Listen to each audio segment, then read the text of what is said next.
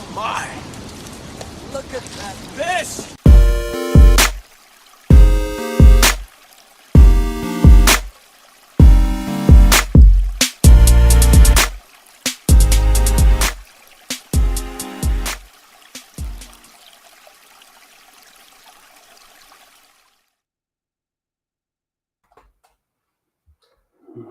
All right. My God, dude. A very smooth start. All right. Well, we got to at least do this. What's up, everybody? Welcome to the Smallie Talk podcast. This is your host, Josh Franco. Christian Vaughn. What's up, dude? What's up? I like how the audience, for the first time, got to experience a technical difficulty, which we have almost every single time right before we record. Well, we're here, baby. That's all that matters.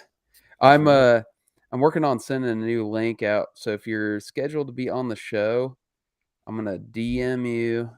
He's gonna slide into them DMs. I'm sliding in right now.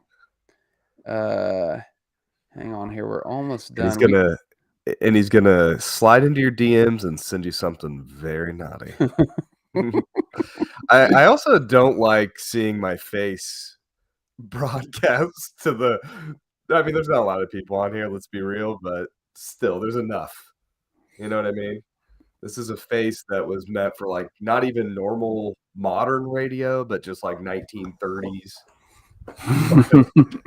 Finally seeing inside the F show. Irish radio, dude. Yeah, that's right. Like very old timey radio. Like I should be reading Orson Welles' War of the Worlds and freaking people the hell out. So, and I'm also a little nervous that we can't go back and edit out any of the highly problematic things that we say. Oh, yeah. This is something. If you listen to our podcast much, you would know that we're prone to saying things that we regret. Yes, we are. But it's all right. I think one of our very first episodes I made, it was a great joke. I stand by it. I have zero regrets. But it was about a fallen kayaker that it was okay. The immediate let's not bring this up. He doesn't even want to talk about it now. So no. So yeah, this is the F Shack, Alexander. So what's up? This is it. Yeah, Chris has got new digs.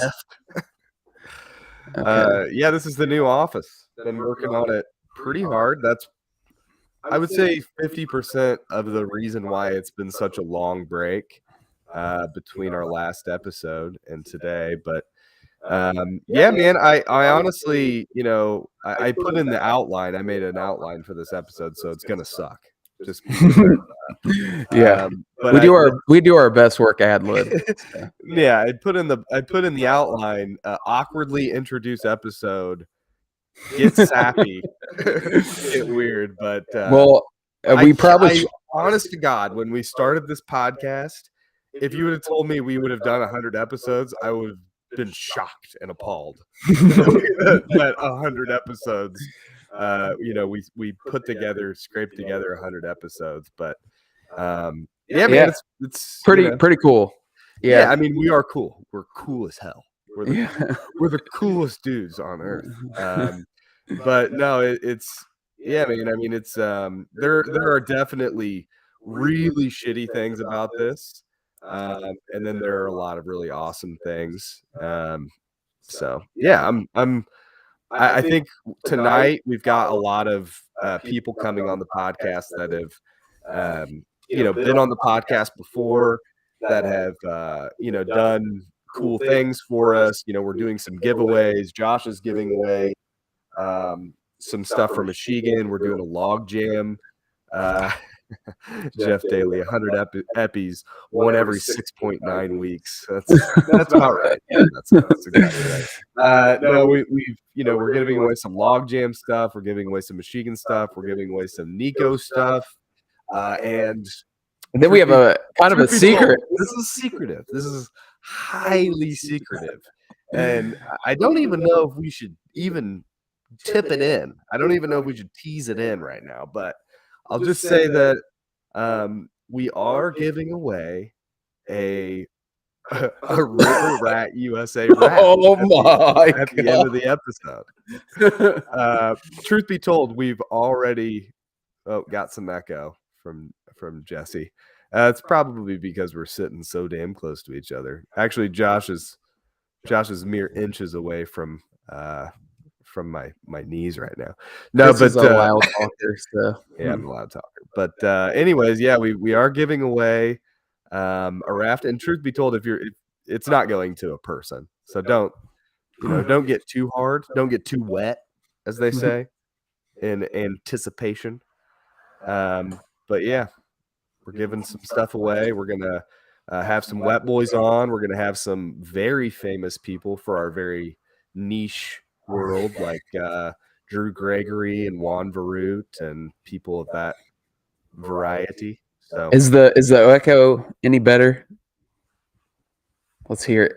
Let's see if we got a let's hear some feedback. Who said that we had echo? Oh, Jesse. Echo any better, bud? Anyways, so the first group that we're having come on will be on in probably it's gone. All right, 10 cool. minutes or so. We're going to have some of our fishing buddies are going to come on because of nepotism. Honestly, we've got no other reason for it. Oh, and there's Reed Morehouse, Dr. Morehouse, who will be on the podcast later. Yeah.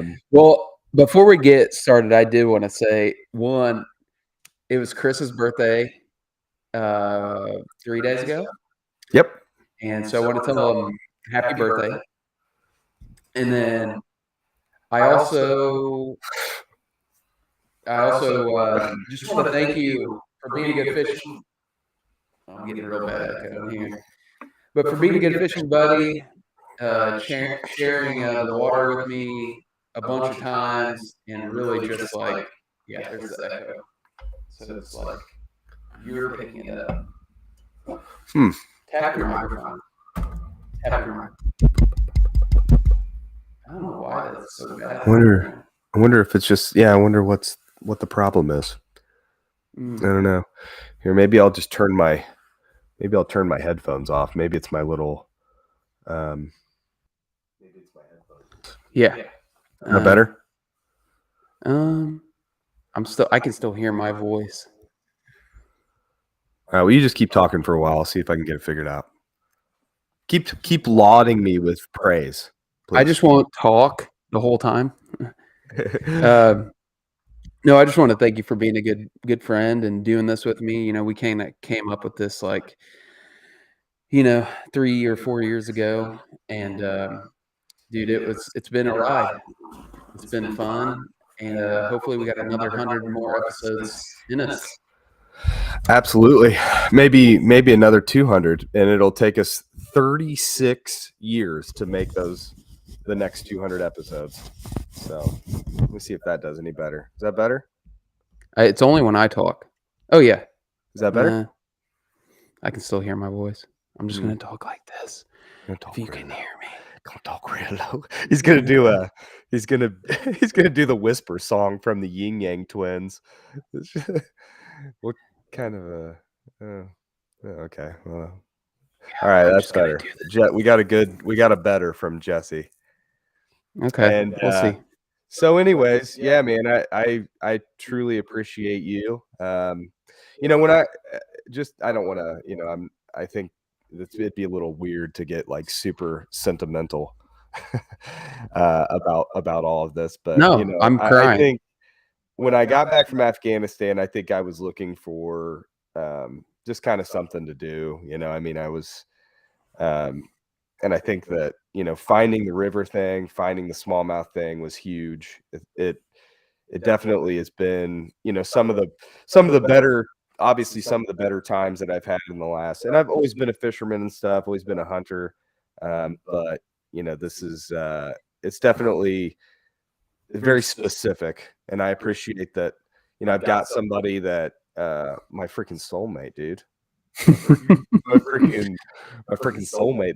I got somebody that truly appreciates it as much as I do, that lives close by, that I can fish with. So it's good stuff. But and then we did have a list of people that we wanted to kind of shout out in individual thanks before we got into the episode. Some kind of a weird, obscure list of people. So we were thinking about kind of who kind of inspired us to get going on this thing. I think Jeff Little was a big one, which we're going to have on to the next episode, I believe. Juan and some of the other people on the episode. And thanks to River Rat USA, of course, and Brian over there. And Nico, new sponsor. So yeah, pretty cool. Well, let's bring our first guest on. We have somebody in? Oh, yeah, we have a bunch of people in. This guy needs no introduction. He's a legend in the game. He's one of our best friends, soulmates. Mm-hmm. Hey, let me see is it your AirPod? I turned it off. It is no longer a factor. I don't know how the heck that's happening. Yeah, I don't know, man. You're like picking up my voice this quiet. I don't know. Maybe it's your headphones. You don't really need headphones, do you? You can't hear the guests that come on without them. Okay. Well, maybe we do need headphones. Anyway, sorry. All right. But anyways, I tell you what. Here's what we're gonna do. Go close yourself up in my tiny little bathroom, dude. Oh, is that a bathroom in there? Yeah, it's there's no toilet in there, so don't even try it, but it is a bathroom. Let's see.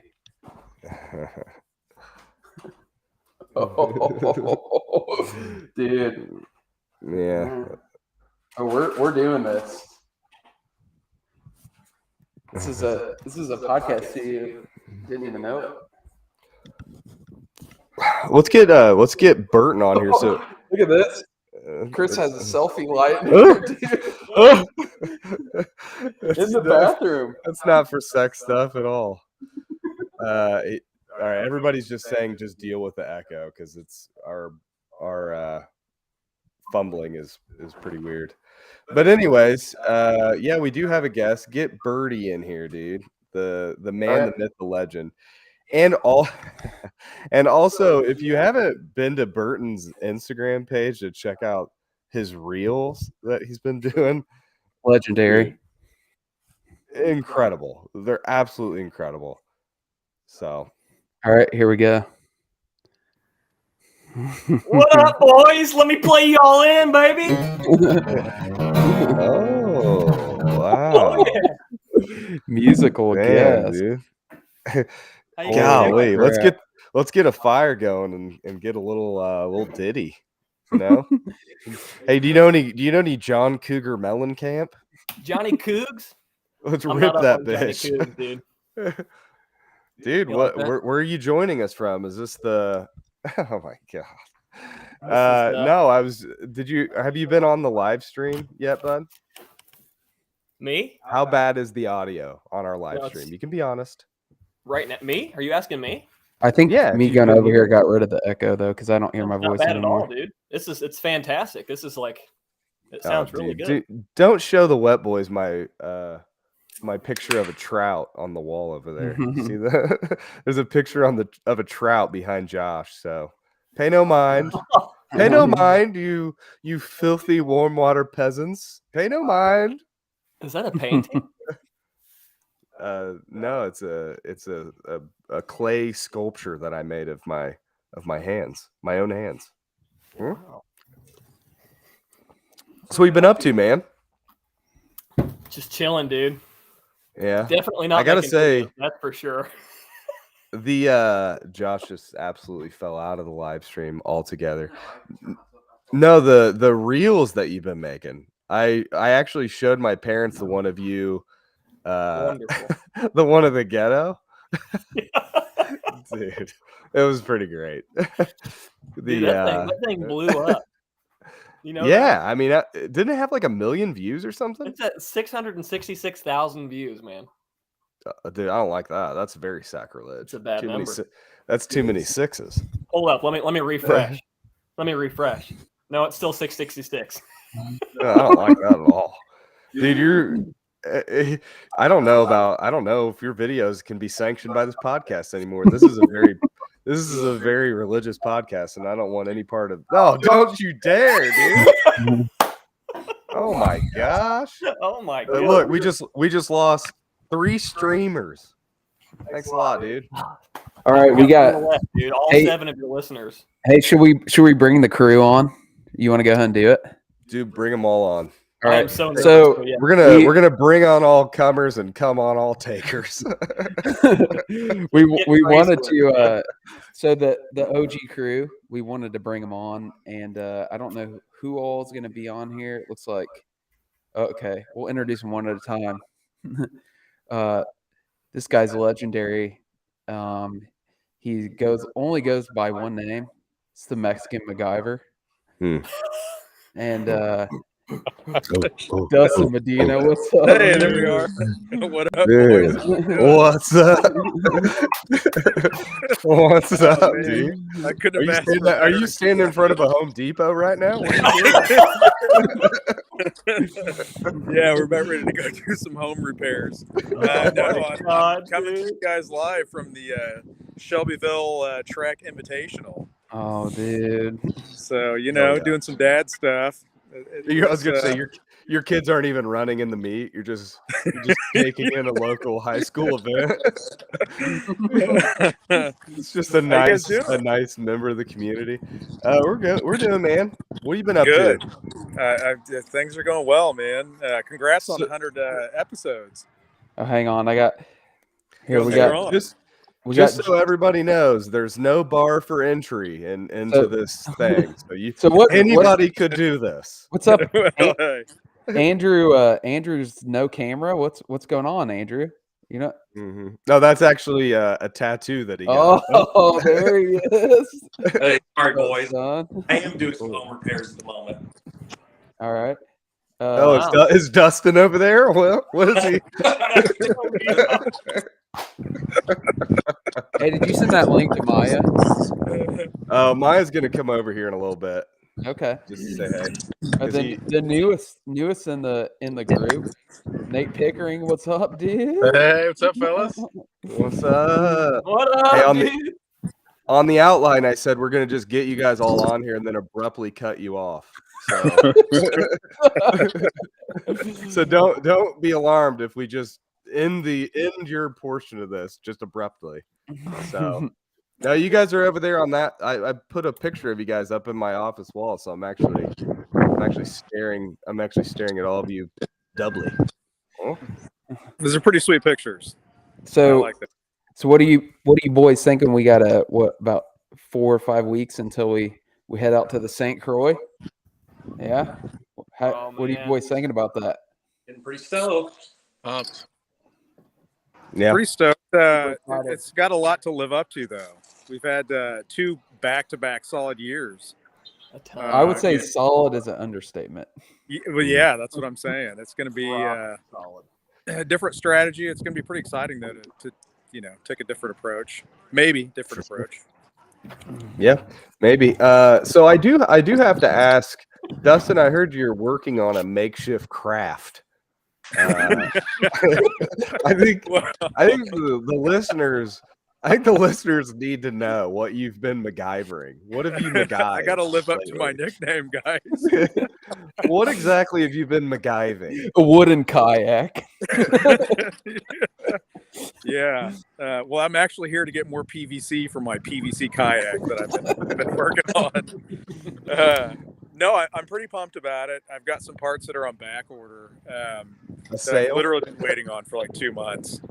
But yeah, it's basically a mini-me version of the River Rat. Hang on. Oh, Hang on, we just had one of the crew pop in here, and is it? his labels BWD, and I'll let him explain what that means. What's up? What's up, guys? Oh my God, are you wearing a cutoff? Oh shit! dang. Like, Damn. And he kept the pose. Holy! Where's smokes. your mustache? Hey, That's what I want to know. We're gonna start an OnlyFans. Man, Hey, fuck YouTube. We're gonna start an OnlyFans, baby. Oh shoot! Too late, man. You already started it. I dropped an F-bomb. See, that would normally have been edited out of the episode.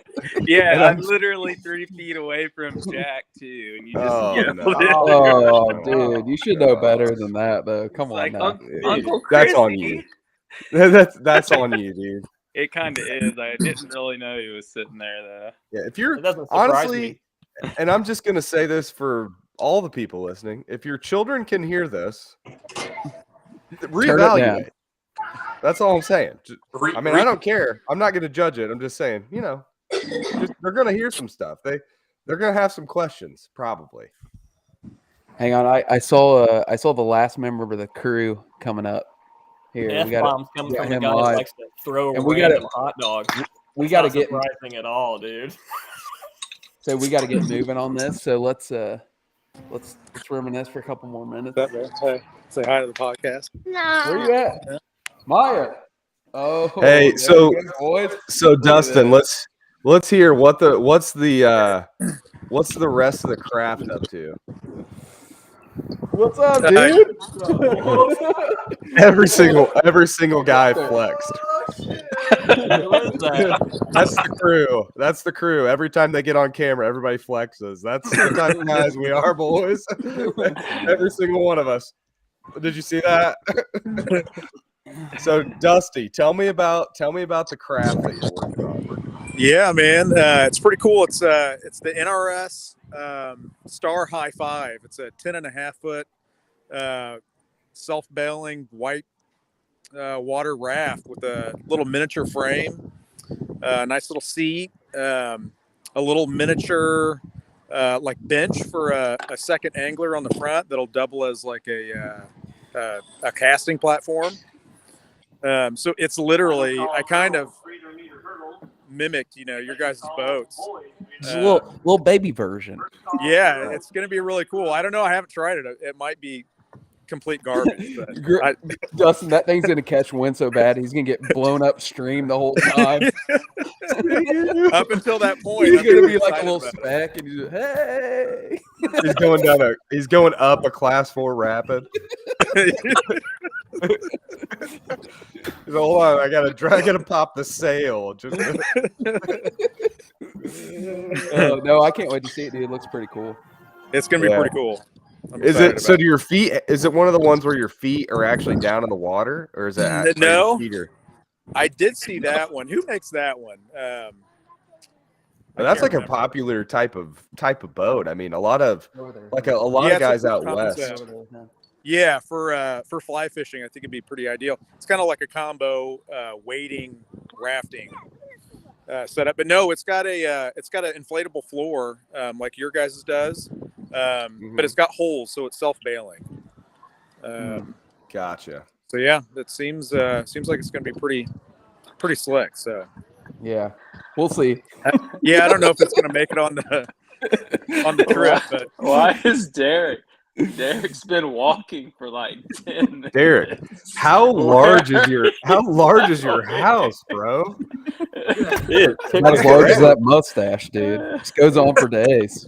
Basically a mansion. Derek's house is 48,000 square feet. Dude. He walked like the whole time Dustin was Oh my walking. god. Hey, Derek, do you change rooms every 2 minutes when you're at home? Yeah, dude. Just like Bates? I had I gotta get another room going. I can't commit to this room. This room's great, but I'm switching. I have commitment issues, dude. Shut up. All right, Shannon. Maya, you got a word, dude? we gotta cut the rest of this group off. So you can stay. I'm good. I'm just joining. Just Are you swing by for a minute? Are you going to St. Croix this year, dude? Oh, dude, I heard you bitched out. Oh, The real dang. question is Pickering going bitch out Yeah. this year? Pickering's He's been not the only one walking. with the hubs this year either, baby. Oh, dude, we got competition. Wait, what? There's Yeah, a little I'll be there. Hobie. Hubs. How Hold do you on, make let's- an H? Let the man speak. Let the boy speak. Oh, I will be there this year. Oh yeah, that's what I'm talking about. Thank God. Thank God somebody will be there that can fish, because last year you really made us look like a bunch of stone cold bitches. So, Yeah. Well, it was he put on a show last year. Let's just put it that way. yeah, he cocked us. He cocked us big time. That Uh, river show, I didn't do anything. Mhm. Yeah.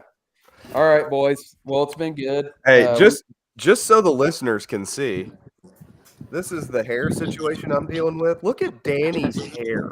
My God, Perfect. It's perfect. it's perfect. What the Lord, Why hell, did you shave your man? mustache, dude? What's up, man? Oh man, you can't have that kind of power year round, Derek. You wouldn't What? understand, baby. You're right. I wouldn't. He's had that all- Samson, dude. Are you in the Yeah, firehouse baby. right now? No, I'm at home. I don't wear cutoffs around the. So he's in the firehouse. You don't stay that clothed around the boys. Yeah. Yeah. He's like, yeah, I don't wear a can't go cutoff. around I just go showing this off, shirtless. you know. Yeah, baby. I don't wear shirts around the boys. Come on now. Danny Hey, for Maya. all the people listening to the stream is a hero. He's a Yeah, thank you. Thank you for Professional my hose- thank me for professional my hose service. handler. Maya, Yeah, I saw you. I saw you on the way to work the other day. I literally drove next to you for like 5 minutes, and you didn't notice. I'm very observant. on I observe 465. everything. It's because you Yeah. shaved your In the- mustache. Yeah, It's my beginnings in the long range surveillance. I observe everything. So except that text I sent you earlier, and you didn't respond to today. Oh, buddy. Chris is famous for that. He'll text you back the Yeah. next day, and he'll be like, "Oh, I had a crazy day. Crazy day." no, I am honestly shocked and appalled that you're even on this podcast right now, Danny. Considering you're one of our open saboteurs, dude. What are you talking about? I'm not saboteur. Yeah. Oh, you're still doing that? That's what he says every once in a while. You're still doing that podcast? Oh, okay. It is funny, like people that people every once in a while will be like, "Oh, you're still doing that?" And I'm like, "Yeah, I guess every once in a while." Once every few weeks, we get it going. So, anyways, boys, well, Josh, I think it's time to abruptly end this. All right, Without giving anybody later, an boys. opportunity. Classic. Hey, we'll see you guys in a few weeks on the water, baby. Let's get Let them. me know if you guys want to go fishing sometime. I haven't heard from any of you. So. End it. Don't. No. Bye, guys. Cut the ball off. Damn. See you, Derek. Oh, yeah. Oh, So, by the way, on that subject, you know that the little kids have a little like trend going where they do that. Oh yeah, can I get it? Oh Yep. yeah, and I'm like, do they know what that means? I don't know. Probably I was because of euphoria. I was I was in Florida, and there was like 4 kids that were probably like, I don't know, 10, 11 years old, and they passed us on the golf cart, and they go, "Can I get it? Oh yeah," and of course, I went, "Oh yeah." You just gave the boys what they wanted. Josh, you can. They were actually girls.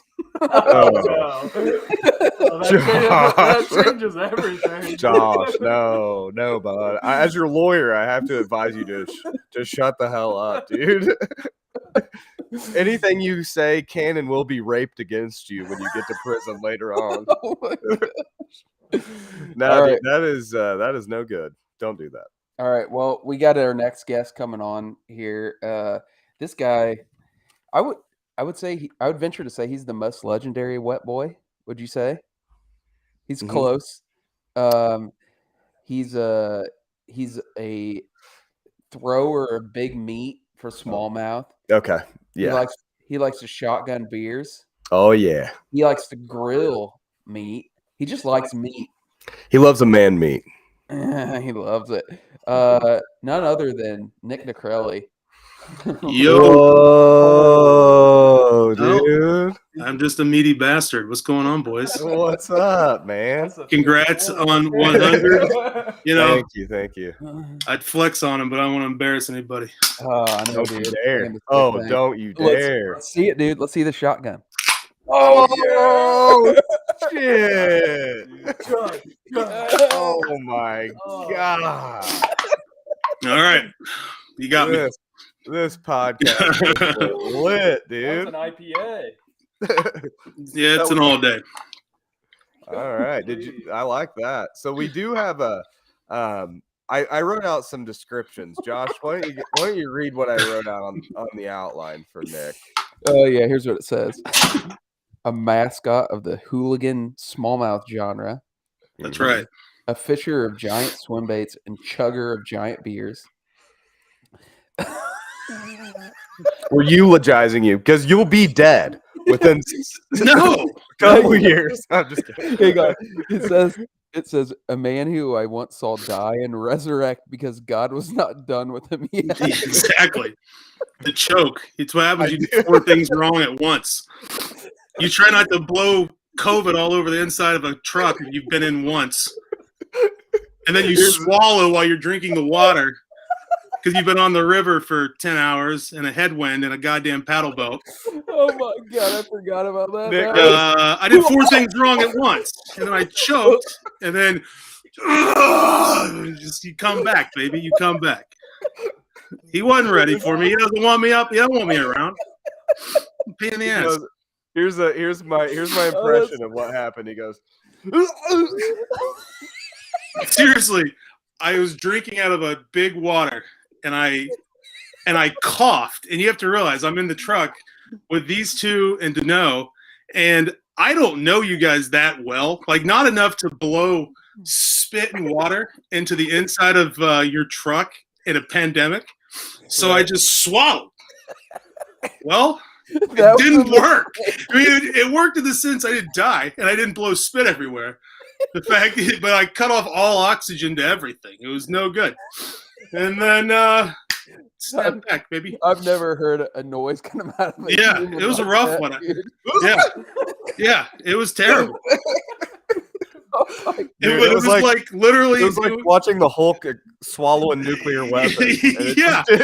It didn't that was kill a him. crazy thing. Like it didn't kill him, but it definitely like But that was in my mind was I can't blow spit and water because I know how I cough, and when I do it, it's all at once, baby. And it would have been an awkward situation regardless of what would have occurred. So whatever, we're all good. I appreciate you killing yourself instead of it's good, man. I just had a physical. Water. I'm fine. I'm turning 40 in like a month, and it's all good. So no worse for the wear. It happened. 40 in a month? Yeah, into May. Yeah. We gotta go through this description because there's a couple more gems. Oh, I'm sure we cut that off early. I was like, it was too nice. The most interesting man on earth. When God made Nicarelli's mustache, he said it was good. Derek's is way better. And then, why do you hate jet boats so much? I love jet boats. I think that's you're confusing him with someone else. No, I think there's been a fair amount of jet boat propaganda being spread. But no. Oh yeah, before that trip, before I'd ever been on that river, yeah, you guys made the right move on the Muskegon. Yeah. Well, no, so Cravens and I, which Josh Cravens is one of that video is hilarious, yeah. But Cravens posted a video that Josh and I took I've got another chair downstairs, or you can pull that thing over. Yeah, grab that. But Cravens posted. We posted a video of me soaking Josh Cravens with my It's jet hilarious. boat, It's a okay? fucking good one too. It's a good one. We had a good laugh about it. I would have laughed my ass off if I was sitting there that. It was good. It was really warm that night. It wasn't that big of a deal. It's fine. He's a good guy. You know, but the comments on his post, they're insanity. I mean, there are like 40 people saying like, oh, that's why I carry a gun on the river. Yeah, that's crazy too. For people like, yeah, that's all. And I hood fish, baby, and I don't want a gun out there. They're like, yeah, like, that's why I carry, or I'd throw something in their boat, or I don't know. That's I am a proponent of shark hooks if you need them in that situation. Jet skis apply as well. Now, if you two morons came ripping by me and you splashed me, I would 100% be laughing, because if I was in a jet boat and saw you two assholes on kayaks, I would do the exact same thing. It's all love, but it is funny.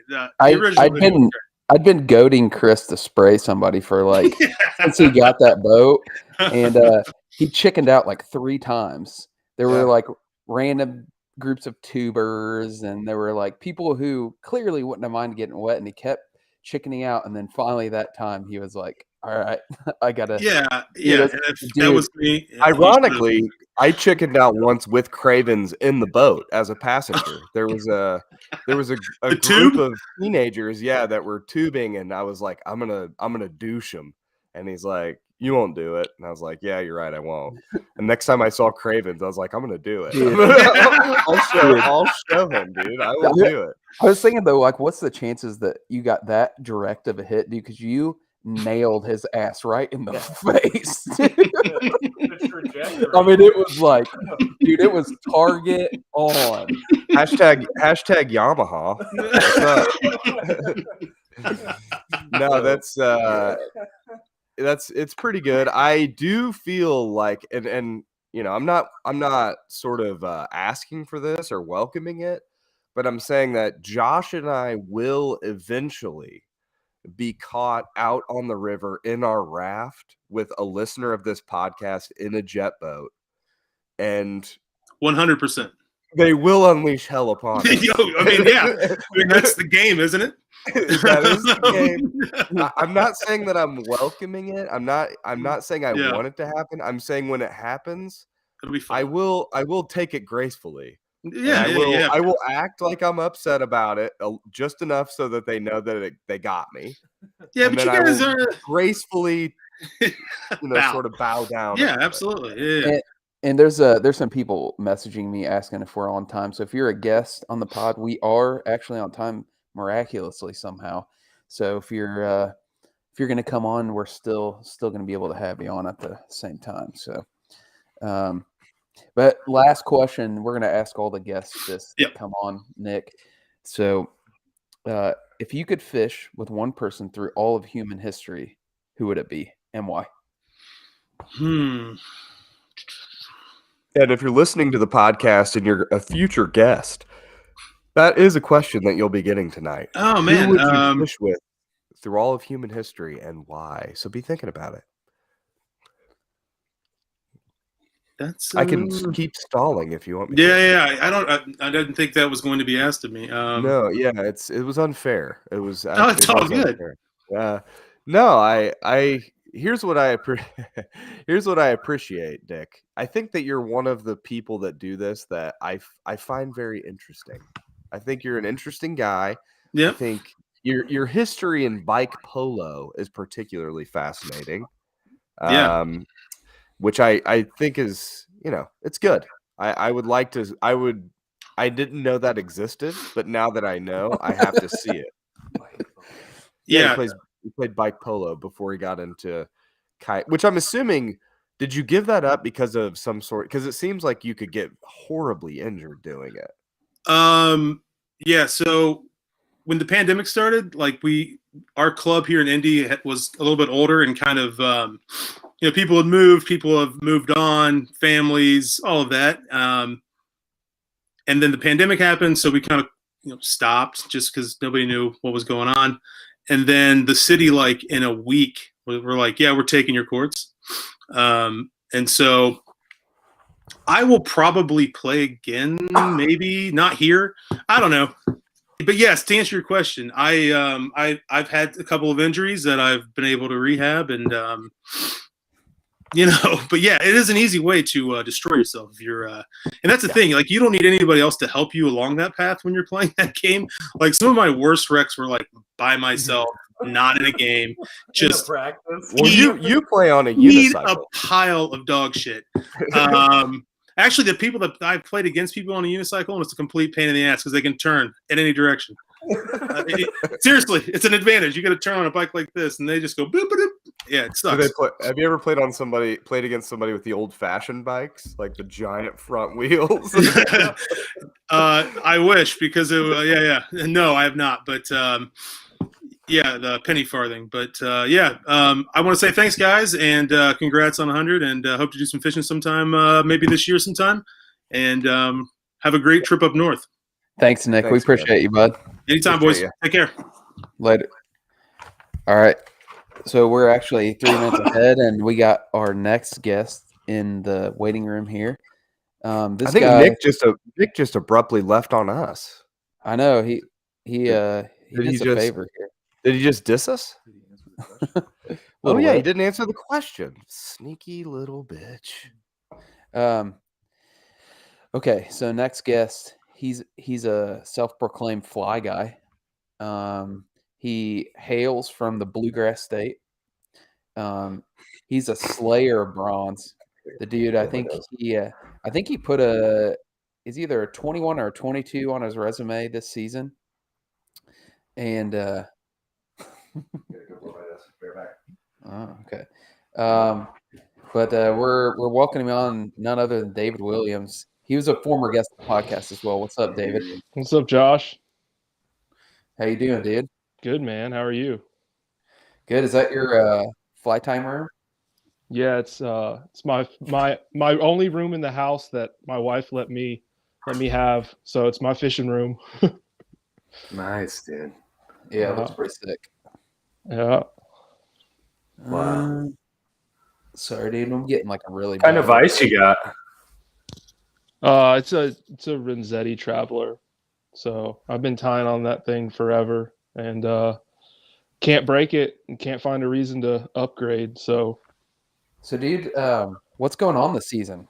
Like what happened to your streams that they're producing monsters at the rate that they are? Man, I don't know. So I've been on a lot of new stuff this year. So moved a few minutes from where I was living, and got closer to some other water, and been exploring, and it's been paying off big time, man. So that's pretty exciting. So new water then, or? Yeah, I mean, a lot of it has been some of the fish have been off of some of the big fish have been on some of the old faithfuls, but I've been really making a point of it this year to just get out there and grind and explore and get on some bigger water, and it's really paid off. Okay. We don't usually do this, but I'm going to have you go ahead and name the stretches you're fishing. So if you don't mind. Yeah. And then I'll just drop all your listeners a Google pin of where I caught my 5 or 6 biggest fish this year. Please do. I like this guy. It's a giveaway. It's a giveaway episode, David. You didn't even know, dude. You're on the hot stretch segment, dude. Go ahead. I got to give away all my hot stretches. Yeah, no, that's very expensive information. You'd have to do a different type of grinding to get that kind of information. Am I right? Yeah, that's right. That's correct. Dude, I saw you caught some big old largies yesterday or a couple days ago. Yeah, it was pretty sweet, man. I was floating a river I'd never been on. Is that one of your fishing buddies? Don't you do it? Just the comment was, "Don't you do it," Ron from Ron Conrump. He's the guy trying to get me not to give up the piece of river we caught those big largemouth on. Oh man. Yeah. Yeah, that's good stuff, man. Good river largemouth situation is not a bad deal. No, I think man. I think Josh and I are firmly in the spawn right now. Are you guys still pre-spawn or what? No. It's terrible, man. I floated today, and we caught one smallmouth that you could count. One dinker. And we caught a bunch of Kentucky bass and a big old drum. But Gotta love those spots, dude. yeah. Hey, well, we got a short little time frame for you, but we're gonna run through these here. All right. First question. You can tell Chris put these together. Why is the South rising again?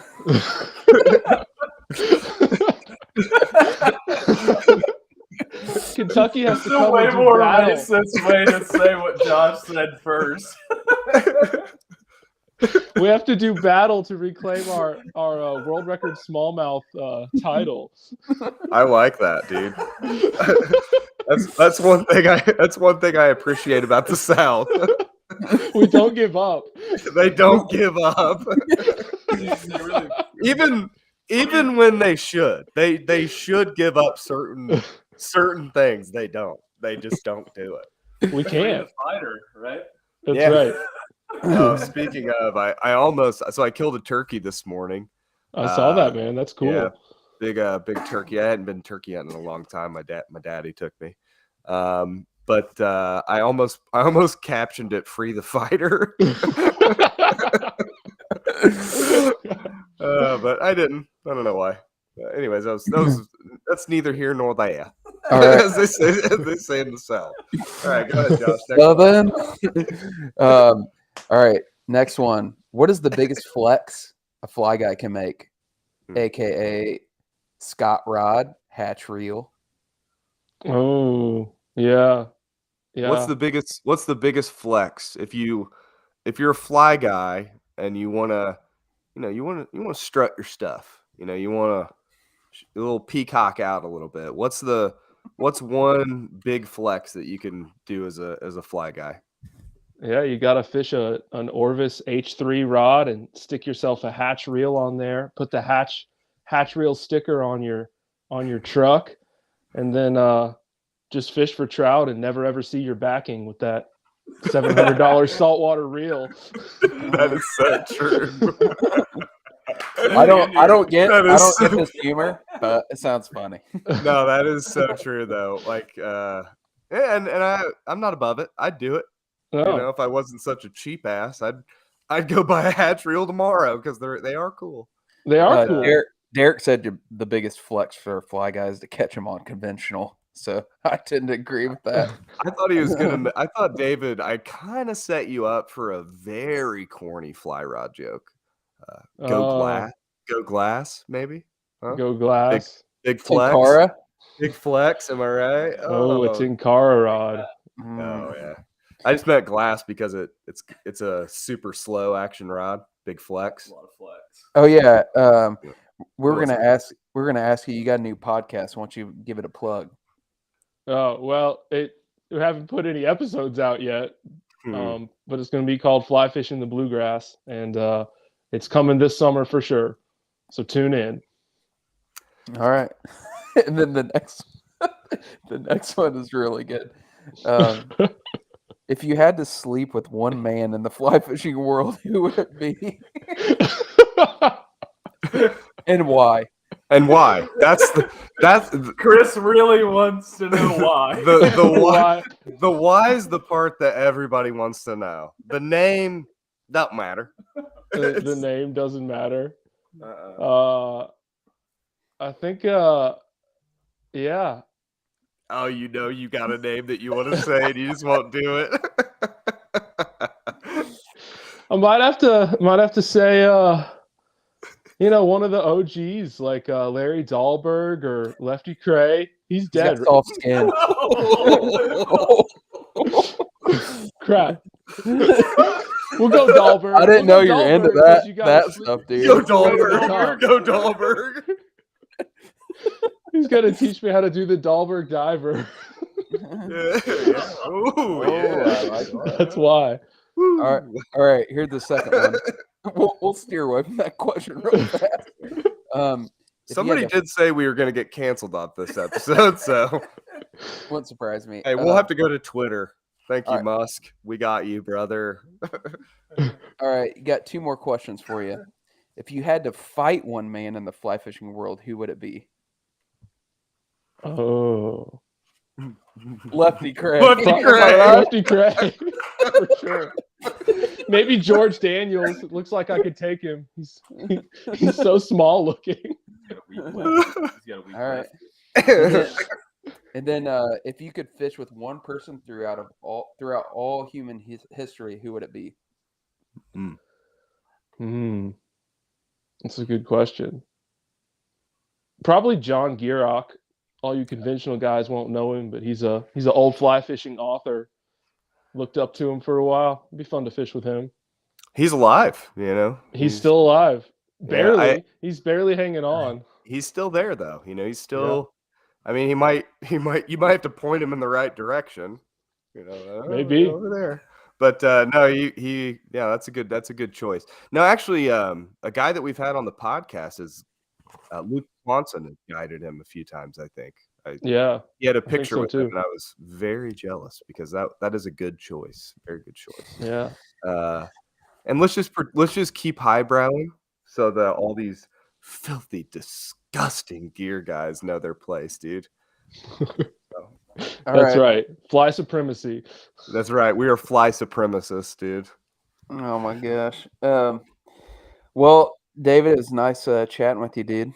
Well, we keep saying we're going to get down there and fish with you, but every time we ask where to fish, you just like stop the conversation. Just send the middle finger. Yeah, emoji. You go down. It says, well, you go down there and then you take a left at the big red barn. And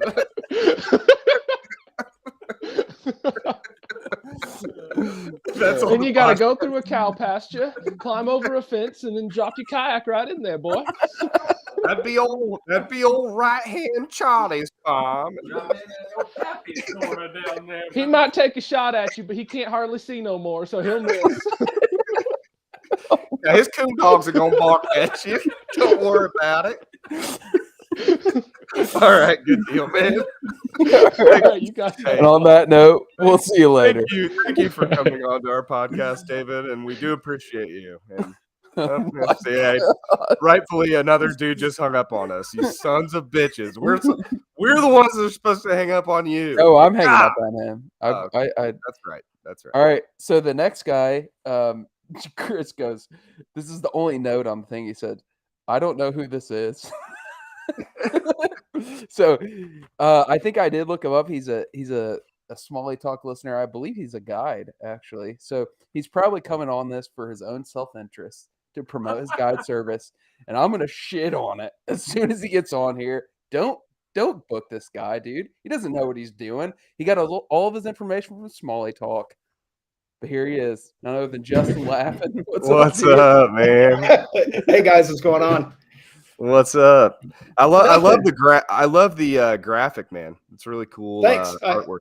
It's probably some of the coolest smallmouth artwork I've ever seen. Honestly, it's Matt Stockton's out of Michigan. I hit him up on Instagram, and he was nice enough to do my logo for me.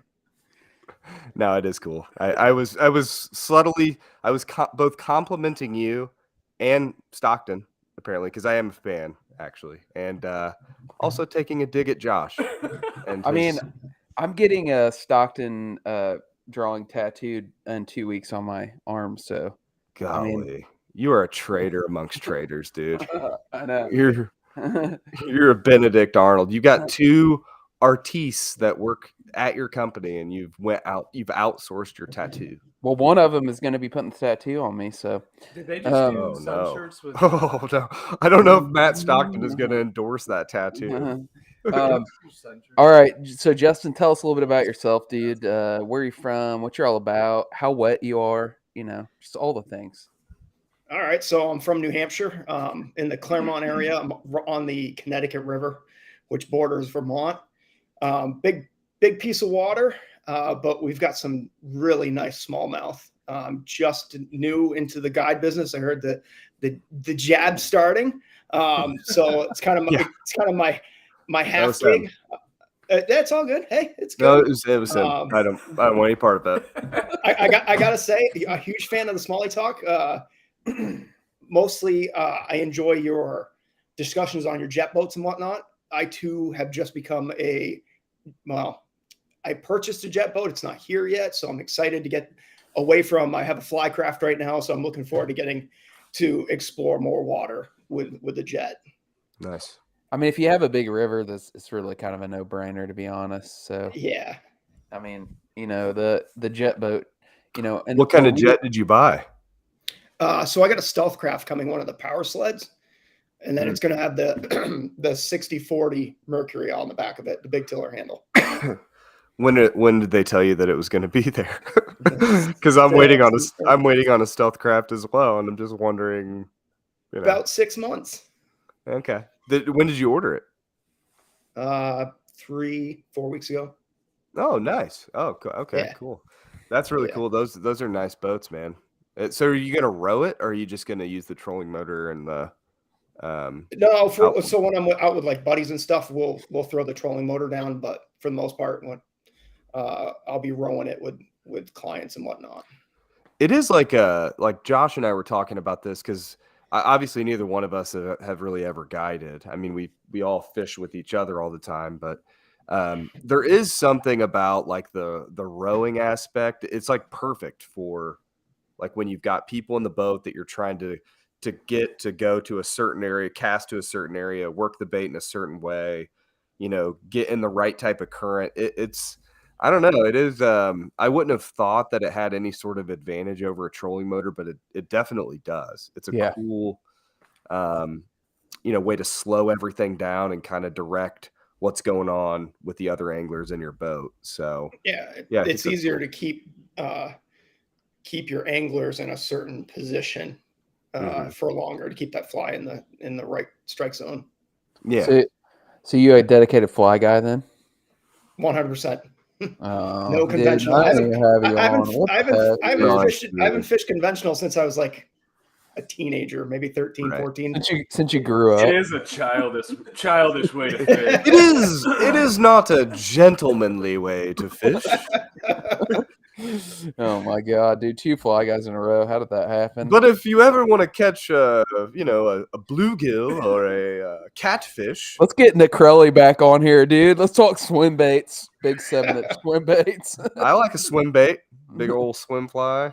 Chris likes to present himself as a fly guy, but I would say the last 2 years he's been at least 50-50, at least. Mm-hmm. So 50-50. I think that's a let's put it this way. That's a slanderous statement by you, dude. When he really wants to catch fish, he breaks up the spinning rod. He'll go to like I'm with him. I know. Pure slander, dude. Anyways, I'm excited about it. Go ahead. I was gonna say during your fly fishing, top 5, you didn't talk about any like swinging D or whatnot. Have you fished one of them? Yeah, I have. I used to fish them all the time, but especially like in the spring, like early spring, that was kind of like one of our go-tos. And I don't know why it just sort of fell out of the rotation, and we kind of just, if we were going to fish a swinging D, we just started swinging like a game changer or something like that. I don't know why it fell out, but it just kind of has.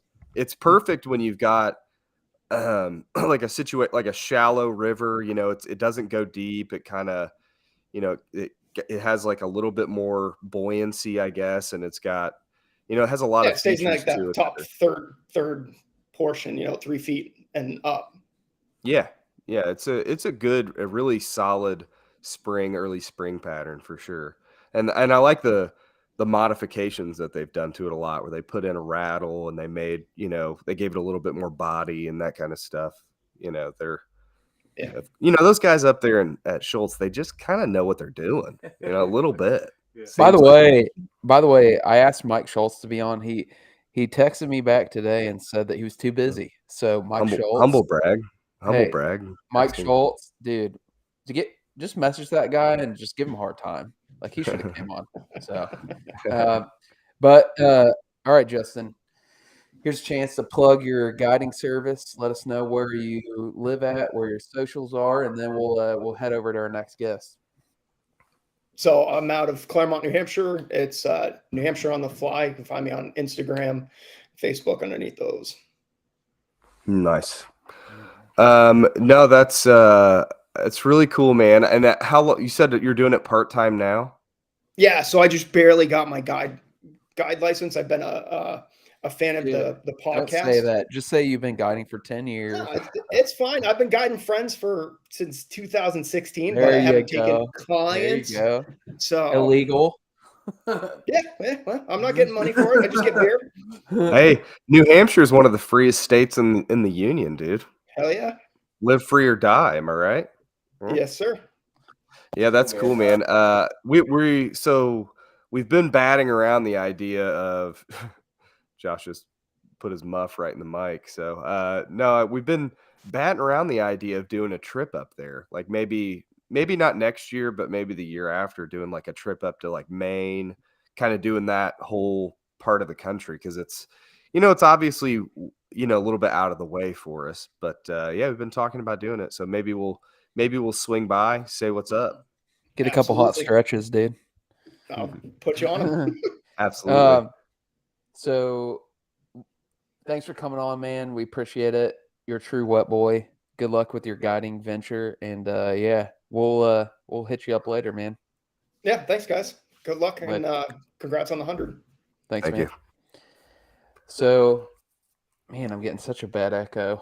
You still are? Yeah, I can hear it. It's my voice is going into your thing. Can you hear an echo? I feel all right. So we got a guest coming up. I can see him right now, but I wanted to broach the subject that we got a guy named Hoss Jones with a hat and sunglasses. He's got one more guest before he comes on, but he's been over here looking real impatient, staring at me, and I'm kind of intimidated. So, Hoss, just hold your hosses. You'll be on next. All right? All right. So, next guest, we have a wet boy. Apparently, he's a Morgan County wet boy. I didn't know this. But none other than Randy Kaiser. What's up, Randy? What's up, man? Madison County, by the way. Anderson, baby. Good old Anderson. That's what I thought. Chris said Morgan. I was like, I don't know about that. Oh, what am I thinking of? I don't know what I'm thinking. David Sturgill, maybe. I know he's. That's exactly who I'm thinking of. Yep. My God, I'm such an idiot. All right, sorry, dude. So you're up from Madison County?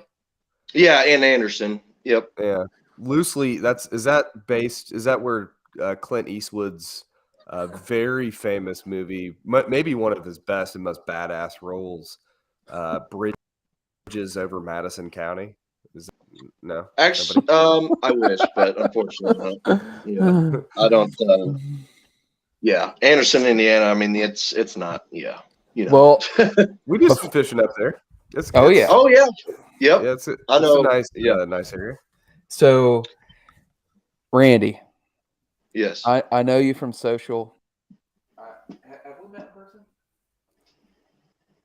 I don't What's know that? if we've met. Have we met in person? I met you at the first White River event.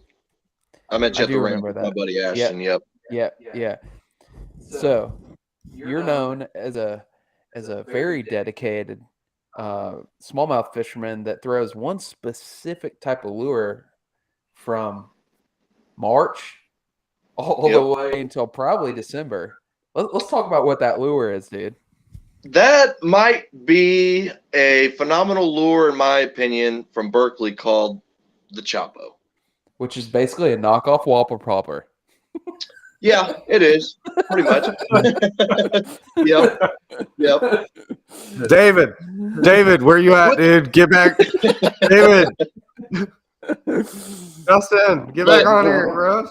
I've tried to fish that damn Whopper Plopper, and I mean, there's a lot of people that throw it, but that Chapo, I mean, to me, it just seems like those fish react to it a little bit better. Maybe it's just because it's that little bit of different from what they're used to hearing. Because, I mean, when you launch on the White River for the IKA event or for any of the grubby events, especially later in the year, that's all you hear is blah, blah, blah, blah, blah, all around you. And a lot of guys give it, I was talking to, I think, Jeff Daly on Smallie Games post, and he said after 30 minutes he gives up. Not me.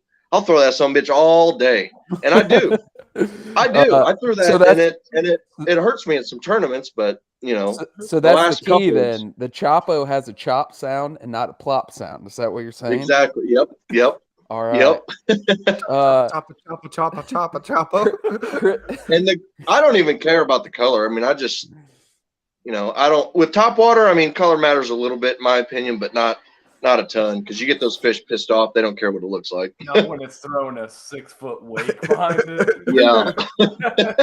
Yep. Yeah, dude. You were the first person in Smallie Games to get that topwater wild card, dude. And I think the water was like 38 degrees. So. Yeah. That was up on the Salamone River. I don't know if you've ever now. Yeah. Because it was clearly going through a difficult time in its life. It was like, I gotta eat something. I didn't even plan to throw it, and we just got to this. It's one of those banks that's just real steep and lined with rocks. And I was like, you know what? I'm gonna try to win this gift card. And second cast, I got a blow up, and I looked back at my buddy Eric. I'm like, did you see that shit? He's like, yeah. And I cast it right back there. And Josh, I sent you the video, and I could not believe it. I was just doing it because we weren't getting bit. And I'm like, you know what? We got like a mile to go. Might as well just throw this fucking thing. Yeah, well, I like it. Yeah, hit me up with another brewski, bud. That's Randy. Incredible. We do have vouchers coming on to this thread being like, hey, he was doing that in February, just to set the record straight. Did you how many outings did you try it at in February without catching one? I didn't fish in February. My first outing was like March 5th, I think. Nice.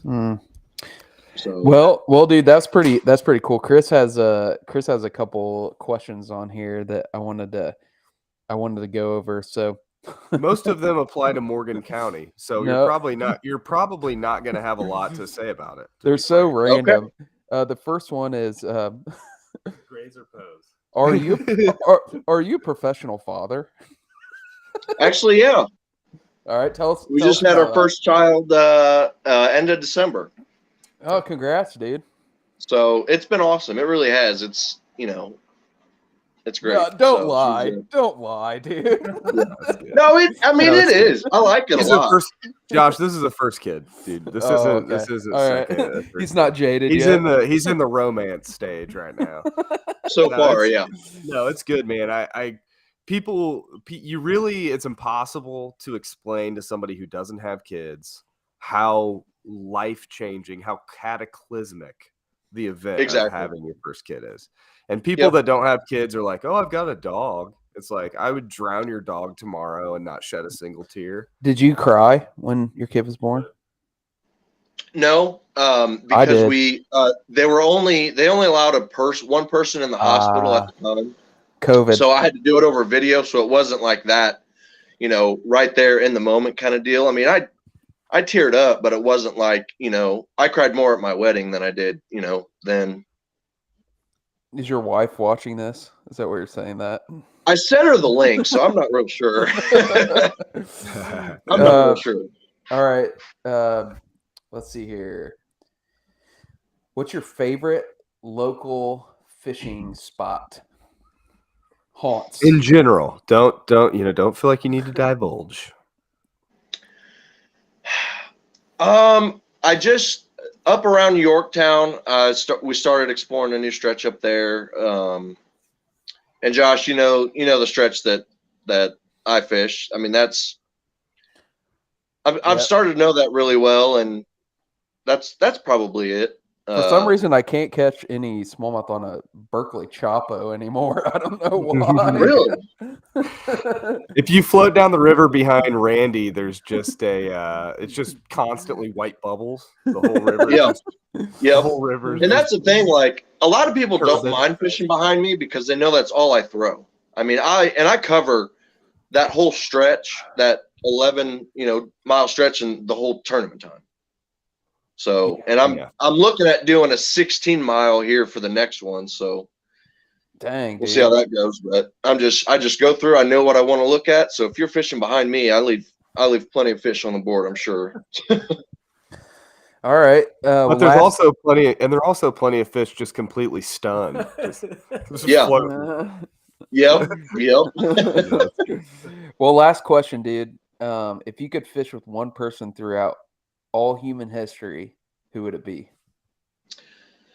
I gotta say, probably Roland Martin. He's not really a smallmouth guy particularly, but he's really kind of, his YouTube videos have really got me into bass fishing probably around 2018, 2019, because I was a catfish carp guy before. And just he's a teacher. I mean, that's what he says in all his videos. And he puts it really simple, and it clicked for me, and that's what got me into bass fishing. So I'd definitely say Roland. Very cool. I figured you would name a old country singer. You're a big country guy, right? Yeah, old school, yeah. I don't know. Like Florida Georgia Line, like that old. Like what? Florida Georgia Line, dude. They're like classic. Yeah, that's Nelly. The song with Nelly. Nelly, yeah. Dude, they're so good on those collabs. Good. They are very good. Yeah, I mean, Waylon. I'm a big Waylon fan, and I don't know that he was too busy doing cocaine to fish. Same with Johnny Paycheck and Merle Haggard and all those guys. I mean, they had to. I don't want to go on a big Waylon rant, but he has almost 70 albums, and probably a good 40, 50 of those were just to support his cocaine habit. He didn't give a shit about anything else. So he did $15,000 worth of cocaine in one day. $15,000. Dang, that's dude. Wild. Sounds like a night in the Vaughn household, dude. Well, dude. So that's your Waylon fact for you, but I'd say Roland Martin for sure. I mean, he's so informative and really easy to learn from. Well, Randy, speaking of cocaine, what's the craziest thing you've ever seen on a Madison County river? I honestly haven't seen a ton of stuff. I mean, I saw a jet ski because they can hear the Chapo. They can hear the Chapo. Yeah. Everything can hear the Chapo coming down the river, and just it's like one of those like Disney movies where like a noise happens far away. Yep. Just scattered. No dildos up in Anderson, dude. We don't have any no sex toys up in Anderson. Surprisingly not. I haven't, a lot of people I saw Derica is what I call him now, posted a picture of that needle, and I haven't seen any needles, or you see Swisher Sweet wrappers everywhere, but I mean, I haven't seen needles or anything crazy like you guys have, really. I once slept. Actually, I take that back. At 8th Street Bridge in Anderson, there was an empty box of fetish pee. That's the craziest thing I've seen. What is that? Fetish pee. I guess people probably use it for to maybe pass drug tests or something, but okay. That's the only thing I could even think of.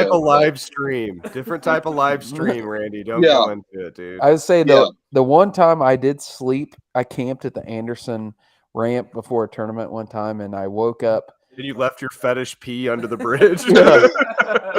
Yeah. I woke up. There was a big pile of human excrement right next to my tent. So, I mean, Dustin, someone shit in our campsite, Dustin. Oh no! And they left this whole bag of fetish pee in my sleeping bag. Oh my god! Well, all right, boys. Thanks for coming on, Randy. You're a true wet boy. I like your sporting that cheating gear. You've been a supporter from day one. I appreciate that a lot. Yeah, dude. You got it. I love the brand, man. I love it, man. Everything about it, and Yeah, we appreciate it's you, awesome. man. So I'm assuming you're talking about the Smallie talk, Brandon. Thank you for that. Thank you. Yeah, that too. I mean, hell, as soon as the shirts launch, I'll buy it. I mean, we got shirts on the way. So yep. I got you. All right, they were part of the reason this episode took so long to put on is because Josh was like, "We're gonna announce the shirts for sale during the episode." Yeah, and I that's said, exactly it. I said, "Sounds good." Tonight he gets here, he's like, "These shirts are taking a while." Well, dude, we appreciate you, man. You take it easy, Randy. We'll have to float White River sometime this year. So absolutely, I'm looking forward to. I'm sure you're doing the White River series again, so I'm looking forward to competing with you on that too. So sounds good, dude. We'll take it easy, man. Thanks for coming on. All right, we'll see you guys later. Take care. Later. All right. Well, we're gonna move on to our next guest, and he's looking pretty. I don't know what he's looking like, honestly. You guys can judge for yourselves when he comes on. But back in the early days when we had a Smallie Talk hotline that we were taking messages, we had this very interesting guest from Australia, and Austria. Yeah, he's made a couple of appearances, couple messages, but we've never actually seen his face. But he's right here. Hoss Jones, baby. Welcome to Smallie Talk. Crikey, boys, can you hear me? Christian, Josh. We can hear you. Yes, Hoss, we can hear you. Look, I got my tinny of Fosters here for you guys. Oh, yeah. Got two on the way for you, too. Is that Jeremiah in the background? I got a third tinny for you, my mate. What's up, boys? Yeah, dude, we didn't even know there were smallmouth in Australia, dude. That's pretty crazy, huh? Yes, it's a known secret amongst my mates in Australia, but not many people here in the States know about the wet boy game down under, if you will. On point, boys. Wet boy games down under. I don't like the sound of that, dude. It's the thing you only dream about, boys. So that floppy hat and those sunglasses looks like you've been hitting the billabong. You know what I mean, brother? Hey, from time to time, I've been known to hit the billabong. You know what? I hit whatever I can. So you big NASCAR fan, huh? Yeah, Kyle Bushpiece is actually my favorite driver. Ever since I moved to the States, guy goes fast. He rides and turns. Yeah, Kyle Bushpiece. Rowdy Kyle Bushpiece. This is rad, man.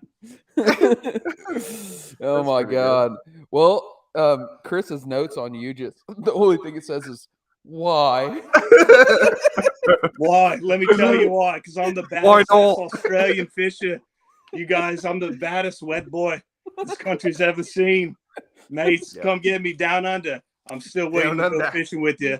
But I tell you what, we're gonna light the rivers on fire like I do out in Australia, my homeland. Oh no! I watched Lethal Weapon the other night, so I know Mel Gibson's Australian accent is. Have you guys seen that movie lately? I didn't realize Mel Gibson has a very, very thick Australian accent. So, anyways, I don't know why. I've heard legend. So you have the regular strain of smallmouth. You have the Neosho strain. I heard there's a giant strain of Australian smallmouth. Tell us a little bit about that. What are they called? And what is that all about? Yeah, the giant strain of the large tigers that we find down in Australia, we call them the muff diver. The muff diving species. I tell you what, these guys, they're so big. The tiger stripes, and what they do is when they grab your bait, they just take it down to the bottom of the hole, right? So the muff diving species out in Australia, I tell you what, when you go out there, I've got a few spots I'd like to give my mates out here, but I tell you, the muff diving species of smallmouth reigns supreme in the homeland down under. Yeah, and you can throw any kind of bait out for them too. They'll eat anything. Hot dogs. The whole thing. Oh man. All right, Chris. What do you have for Hoss? No, what crime did your grandfather commit to get transported to Australia? The only crime my grandfather committed was having sex with my grandmother, making my pants, and then they had me. 2 crimes committed to create the biggest badass fishing legend my mates have ever seen. Hell yeah. It's on fire. That's good stuff. That's right, Very mate. good stuff. That's right, mate. Well, dude, we really I was hesitant to Come on, Chris. a Hesitant foreigner about on what? this. I was hesitant to have a foreigner on this show. About having hot fire from down under. No, this is an America First Fire. show, and I was very hesitant, but I appreciate that you came on and you showed such. Well, we got to ask him. humility. We got to ask him the last question. Oh, please do. So if you could fish with anyone in human history, who would it be, Hoss? Minus yourself. Yes, mind is yourself. You can't fish with yourself. I fish with myself a lot, guys. Walking the dog, they call it. I tell you what, there's 2 people actually I haven't fished with, and it's Josh Shrenko and my mate Christian Vaughn. That's what I'm talking about. Wet boy legends, guys who keep it wet. And I just want to say congratulations, guys. I hope to see you on the river soon. And my dream, the wettest of dreams, needs to come true to fish with you guys. Thank you, mates. I would love to make your wet dream come true, dude. I'm only a few miles away, my friend. All right, brother. Well, thanks for coming on, Hoss. We appreciate it, dude. And congrats on 100 and keep doing good. You guys are doing awesome. Thanks, later, mate. dude. Put another trip on the Barbie. You know it. Oh my god. I missed the movie joke. What was that all about now? It flopped. It sucked. Don't make me repeat it.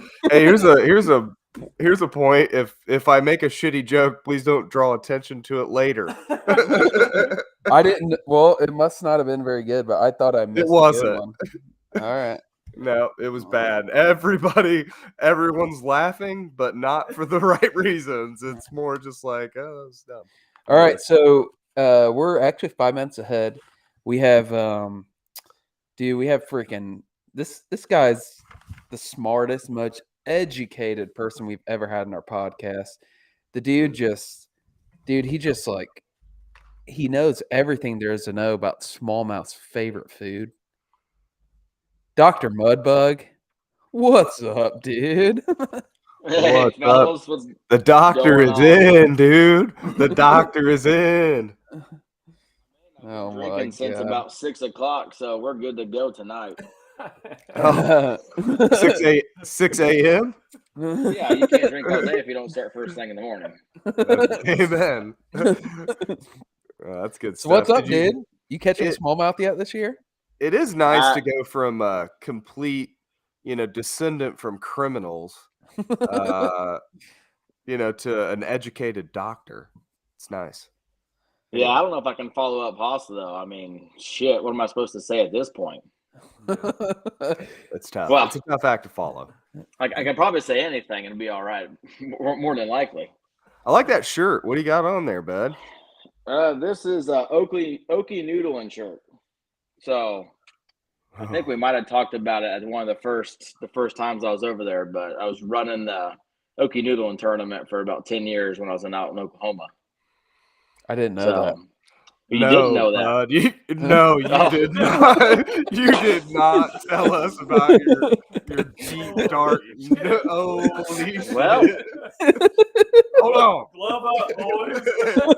Hold on. You run the noodling tournament. You just got a doctorate, dude. Yep. It's now educated hillbilly coming at you. Dude, that. I'm blown away right now that you ran a noodle tournament. Yeah, and it's actually I'm coming out of retirement too, so I'm going back this summer to run it again for probably the last time of my career. You're gonna get some very hot chicks to wear bathing suits and go noodling. Let me send you pictures of the Okie noodling queens from the past 10 years. Oh, Hot, dang, dude.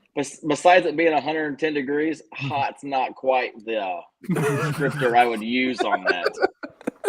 Well, that's actually a huge advantage. The fatter their wrists are, the bigger the catfish that they're. That's like fishing with big. That's like fishing with a big bait. Big wrist, big catfish, dude. Big fish wrist. Yeah. Nick knows all about this, about big baits, big fish, more meat to hold on to.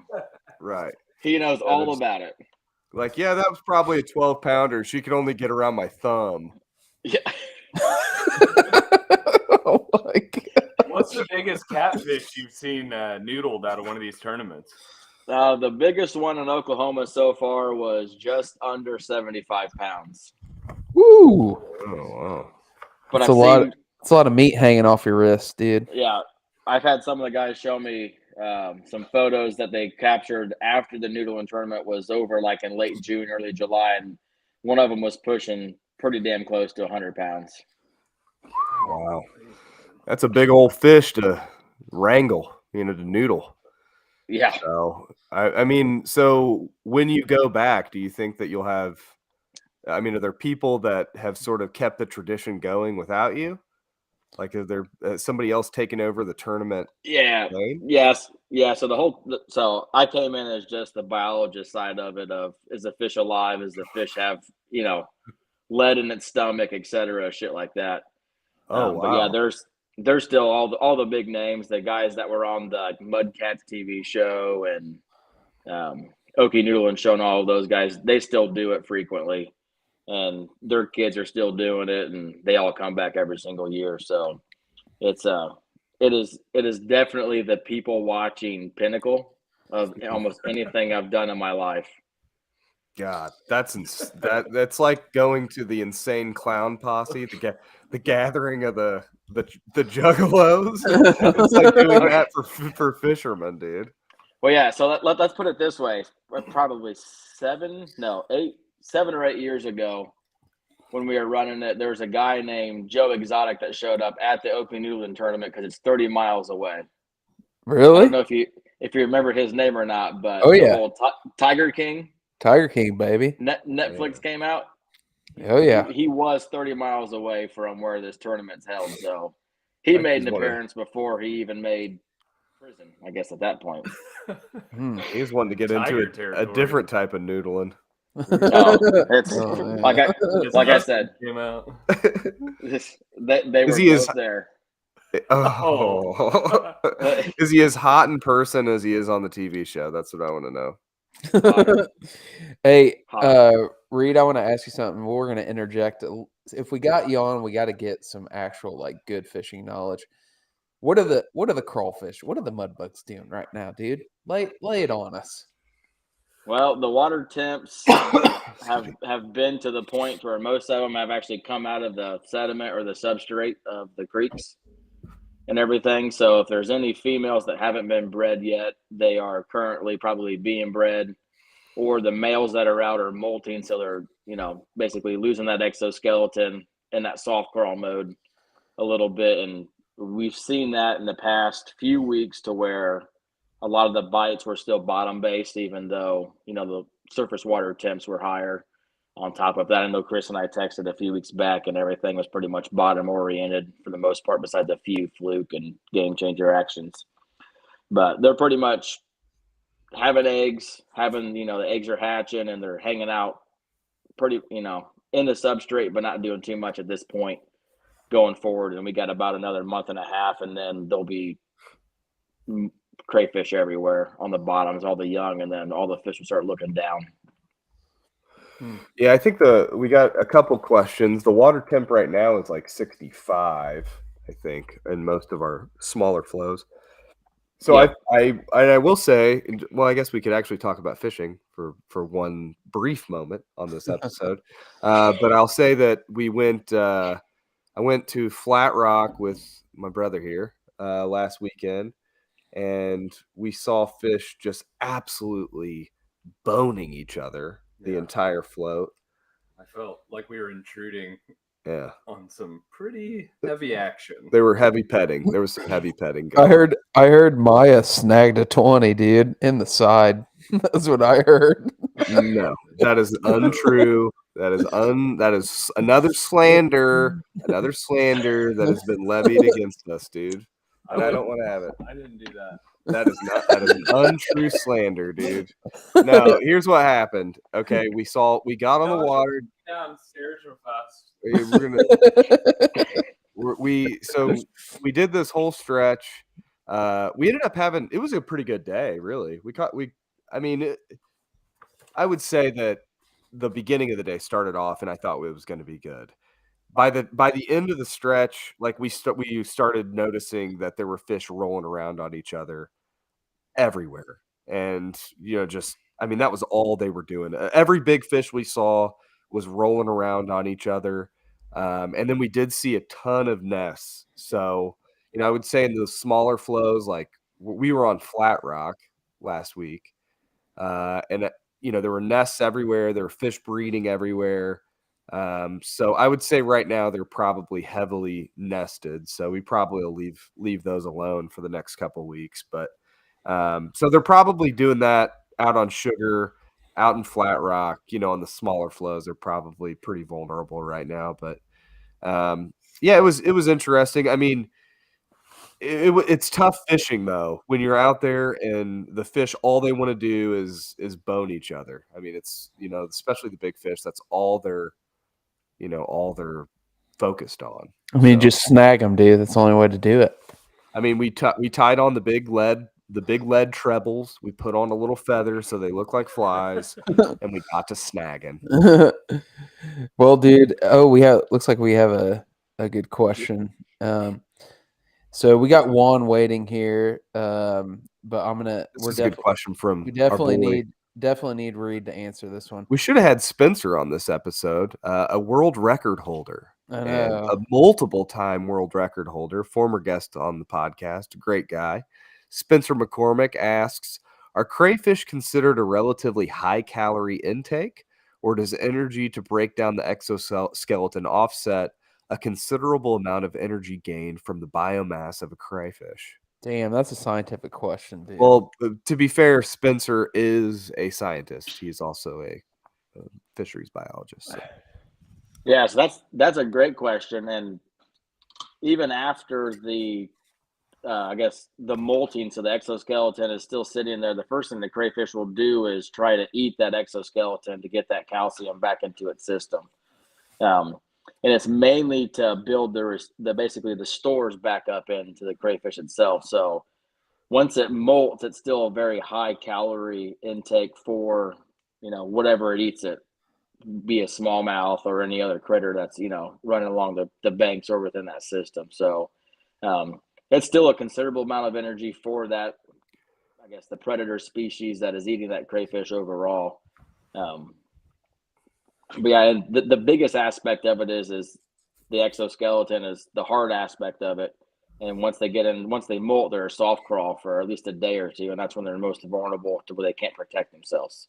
So they're real squishy at that point. And that's why fish and other organisms target them at that time frame. There you go. I think that was a great answer. And I think it was thanks. Really nice of you to come on the podcast. Yeah, Reed. Dude, you're the most requested, most informative guest we've had. I mean, we've had some doozies on. Steve Salmons, he's a doctor. Yeah. But dude, you're just you're a wealth of information, and we appreciate you, man. So I'll keep making shit up every episode. What was the damn doctor? What was his name? I can't remember his name right off the top of my head. He was another great. Yeah, from Manchester University. Yeah, I can't remember his name right off the top of my head, which makes me sound horrible. But you probably shouldn't have said that if you did. But I was getting ready to compliment him. I think out of all the episodes that we've ever, hey, Tackle Talk Bass Fishing Podcast, thank you. Out of all the guests we've had on the podcast, I think Reed and Spencer as well, and Dr. Salmons and the damn guest that we had on. I think that all those PhDs, all those scientists, I love that sort of nexus between the regular weekend warrior guys like us and a lot of the guests we've had, and kind of the guys from with an academic background that actually qualifies them to speak with some authority on the subjects that we all are interested in. So anyways, Reed, we appreciate you, man. Don't start a rival podcast, because it will destroy So actually, I've got one starting this summer. It's called Smallie Speak. Hey, cut it off. Cut it. It's all about smallmouth buffalo. Nice. And you're thinking of Dr. Jerry Sweeten for the dam biologist. Yes, Dr. Sweeten. Yeah, Dr. Sweeten. All right. Thanks, I appreciate it, boys. Thank you, man. Appreciate you. Yep. Take it easy, fellas. All right. We got this bearded fellow that hails from the Susquehanna waiting in the waiting room. Dude's got a Santa Claus beard. That's what I would describe it as. And I'm not going to turn him on because I'm just going to talk about him and he can't rebuttal me. I can just see his facial expressions. The Juan, the only. The Juan, the only. Freaking Juan Veru, dude. Juan Veru. What's up, dude? Hey, fellas. That Good, beard good. How is y'all doing? That beard is highly Amish, and we appreciate it. Well, it's been a while since I've gone to the barber to get it trimmed. So, I got an appointment next week, so it'll be looking nice. I'm not all metro like, somebody else on your podcast. Or whatever, so. Hey, Josh. No. If you're going to grow a beard, man, grow a beard like a man, okay? Impossible. I've tried. Well, dude, Juan, I heard you've given up fishing. You're a professional hiker now, so you don't fish for smallmouth. You only hike. So is this true? I've heard a rumor. I still carry a fishing rod with me when I'm hiking. It doesn't matter. We're always going to be fishing no matter what. People out there think I'm crazy when I'm out there standing in the middle of a hiking trail on the John Muir Trail fishing away. But you know what? There's lots of fish out there, and they haven't seen a fly in a long time. So, yeah, did you guys find a bunch of goldens on your John Muir Trail? Yeah, we went through the Golden Trout Wilderness. We were probably about 2 days in the Golden Trout Wilderness as we passed through. So it was pretty incredible. It was definitely a trip of a lifetime, really. So, are you guys going to do that again this summer? Because you're off all summer, right? No, I'm not off all summer. I'm just have a good job that I can do some things. We did the Sierra mostly from like south to north, and so I don't feel like I can stop backpacking in Sierra and move on to the Rockies until I've gone from the west side of Sierra to the east side of Sierra. So we're going to actually cross it from west to east the whole way. We're going to go from the redwood forest on the west side and then exit at the portal, Whitney Portal, and go up Mount Whitney again and exit on the portal on the east side of the mountains. So I'll have gone from south to north most of the way in Sierra. Now I'll be going the other way. Not as long. This one's only about 70 miles. And the last one, like all miles in with side trips and stuff, we did about 260 miles the last time. That's wild, dude. How long did that take, your 260 mile trip? We took our time because we wanted to fish. And so we always planned our campsites around like being next to a creek or a lake or something like that. So it took us 22 days. We ranged our backpacking ranged from about anywhere from maybe 10 miles, as low as 10 miles to almost 20 miles a day, just depend on the day and also the mountain ranges too, and how you're going to cross the mountains and so forth. Because we went, up Whitney, that was 14,500 feet. We crossed over a lot of passes that were like over 12,000 to 13,500 feet. It was pretty crazy. It was good. I assume you had to resupply several times during that venture. We did, and that's a whole nother logistics thing. So I'm not going to get into detail because it take too long. But there's places where you can like jump off trail. We had to hike 12 miles one day to go into a town where I mailed some resupply. So we hiked out 12 miles just to get off trail and get back on again. And then a couple times we had like shipped stuff, and they bring it out in mule trains, basically to the trail. So it's not too bad. Dang. Yeah, if you get sick of I can hear you. What happened? His sound cut out. Your sound cut out. Okay. Am I back? There you go. You guys You're got back. me? Yeah. Okay. I was gonna say, if you guys get sick of hiking through like beautiful mountains in the Sierra Nevadas and the Rockies, Jeremiah and I did a very flat 42 miles in Indiana a couple months ago. So, keep it on the table. No fishing. There's I zero gotta fishing. train. I gotta train more though for that. I gotta train more for that. So Yeah. Sure. Yeah, it's very flat, no fishing, not scenic, but you should come do it. So what's up with the Susquehanna, dude? I heard rumors of its demise, and it looks like it's humming along, dude. What's going on in that river? Let's dispel any myths right now. It's still like a fast factory. It always has been and always will. You'll hear rumors from time to time that it's on the downhill. I mean, honestly, I hear that about every 6 to 7 years. And, there's not as many fish, there's not as big a fish. But what happens is sometimes the fish just change their big patterns and their overall habits. And that's what's happening again. I mean, that happened years ago. Jeff Little and I, we really keyed into some of the changes when a lot of folks were saying that. And as well as I do, we were able to continue to just catch really big fish right through all that stuff where people were concerned about not enough big fish, not enough fish, all that stuff. There's still lots of fish there. There's still lots of big fish there.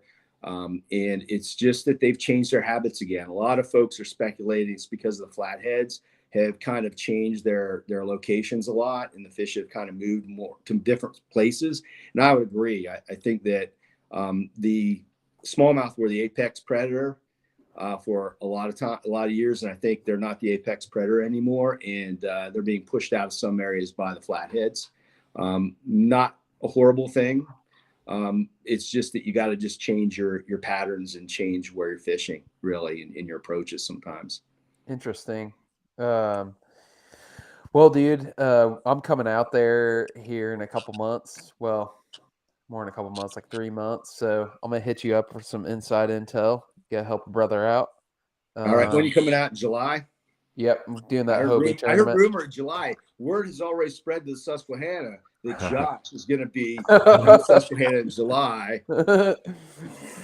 Yeah. Well, is it more like a hide your kids, hide your wife type rumor? No, they're just kind of like, thank God it's Josh, and he's not really going to catch fish anyway. Oh, so. Dude, I tore him up on that fluke out there when I came out there with you, dude. Hey, boys, don't even lie to them boys. Don't even give them ammunition. Second place is taken, boys. Josh is on his way. First runner up. That's my spot, second place. Should be good. Yeah, give me a call before you come out, and I'll kind of give you some intel. Yeah, dude. You have anything? You want to say before you leave the podcast, man? Do I have anything I want to say before I leave the podcast? It's been entertaining tonight. I've been listening to it. It's you guys have quite a show. This is like an extravaganza, man. I really think that you could apply the word extravaganza to what you guys are doing tonight. Really, I mean, it's called something. I think this is exactly how my dad talks to me. Like, kind of a compliment, but also kind of like, what are you up to? Listen, the only thing that's missing is for somebody just to get up and punch Josh in the face. I love that, dude. It's missing. All right, let's see it, boys. They don't have the balls to come over here and do that. That's a 200 pound. That's a 250 pound gorilla. I'm not gonna touch him. I can say those microphones are a frozen piece of meat before.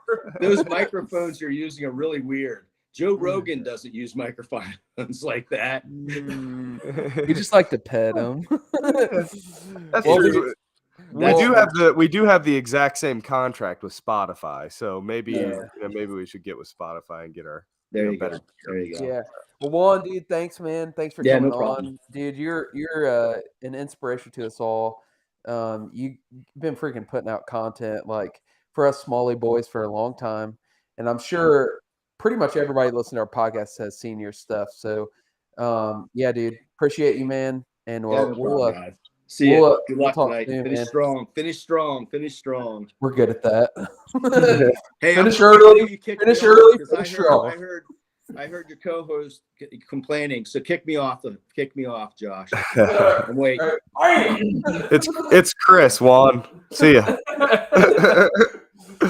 All right, dude. Going from one legend to another, we went Juan Veru, freaking bringing the heat tonight with an OG kayaker. I'm going to talk about him too before I bring him on. So the dude is he's got ADD. We call him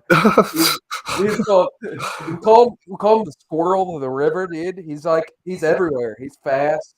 And it makes him a good fisherman.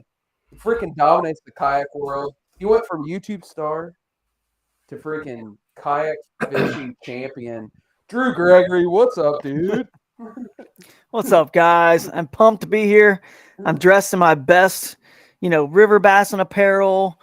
Dang. Living the current stuff with Crescent, the best kind of Smallie gear that I got because I need some of that Astrakan stuff actually. So yeah, dude. Yeah. I got to get some of that.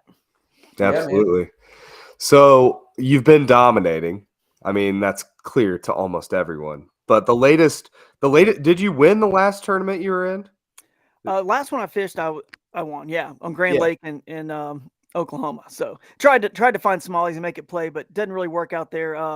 Unfortunately, on that lake and the boundaries they gave us for the Bassmaster Kayak Series, and plus those Smallies there. I don't want to get into anything already because I know we could go so many rabbit trails, but the Neoshos don't get as big, so you can't. Those really wouldn't play anyway. So, dude, I had to go slum it with some largemouth. So you got to do what you got to do in a tournament, I guess. Did you still find moving water, or were you out on the main lake? I pre-fished moving water as always, but I actually was fishing the main lake. So it's a big plot twist for everybody out there. I want, which is actually not really as big of a plot twist to me, but I'm known as Mr. River Bass and obviously hooked on wild waters, moving water, designing, kayaks for moving water. So I get it, but KBF National Championship in 2019, which is one of these checks back here where I got second to Mike Elsey.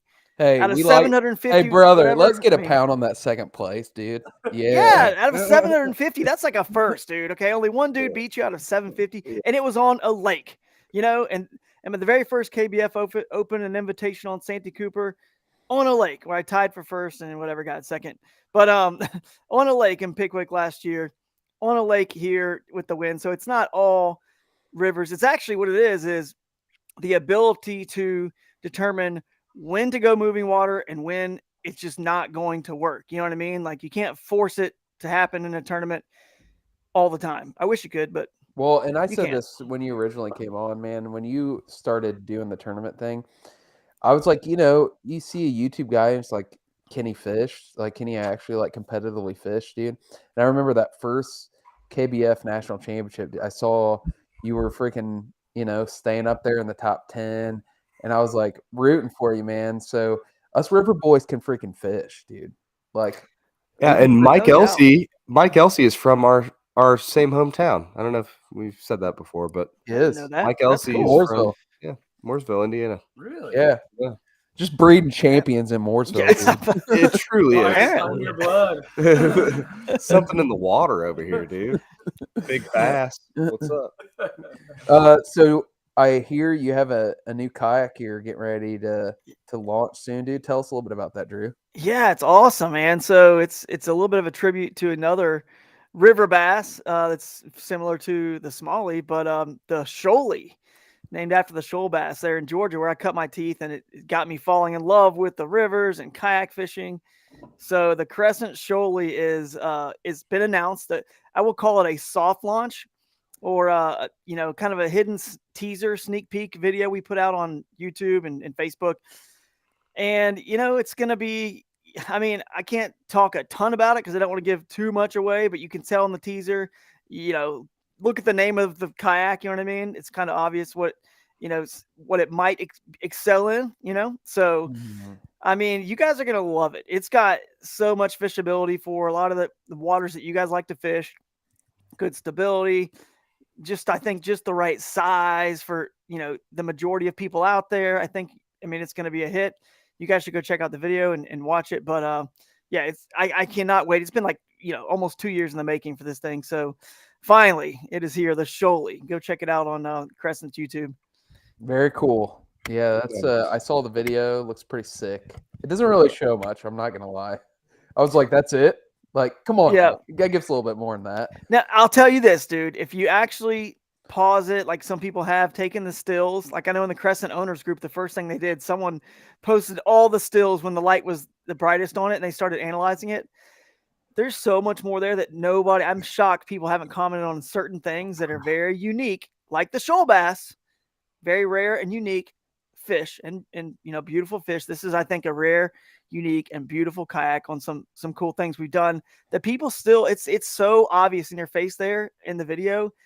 And I just don't think people have noticed all of it yet. And there's a lot of things that are very hidden still. They're in the video and I know what they are and what they're for, but some of the things aren't there yet. You know what I mean? On it. So Ryan Van really Tyne just dropped the link in our Facebook comments section. So if you guys want to check it out, what's up, man? He's everywhere. Check it out. That dude is everywhere. That dude is everywhere. He's on Molly's do rule. He's on 4 live streams at once, dude. Yeah, he's behind me right now off screen. You just can't see him. He's everywhere. Ryan Van Live. What's up? And drop the link. Yeah. No, that's incredible. Yeah, dude. So what you got coming up, Drew? I do love the idea of people like going full enemy of the state. The scene when Will Smith has got like the video camera and the guy like rotate the view 360, like look at the gift bag.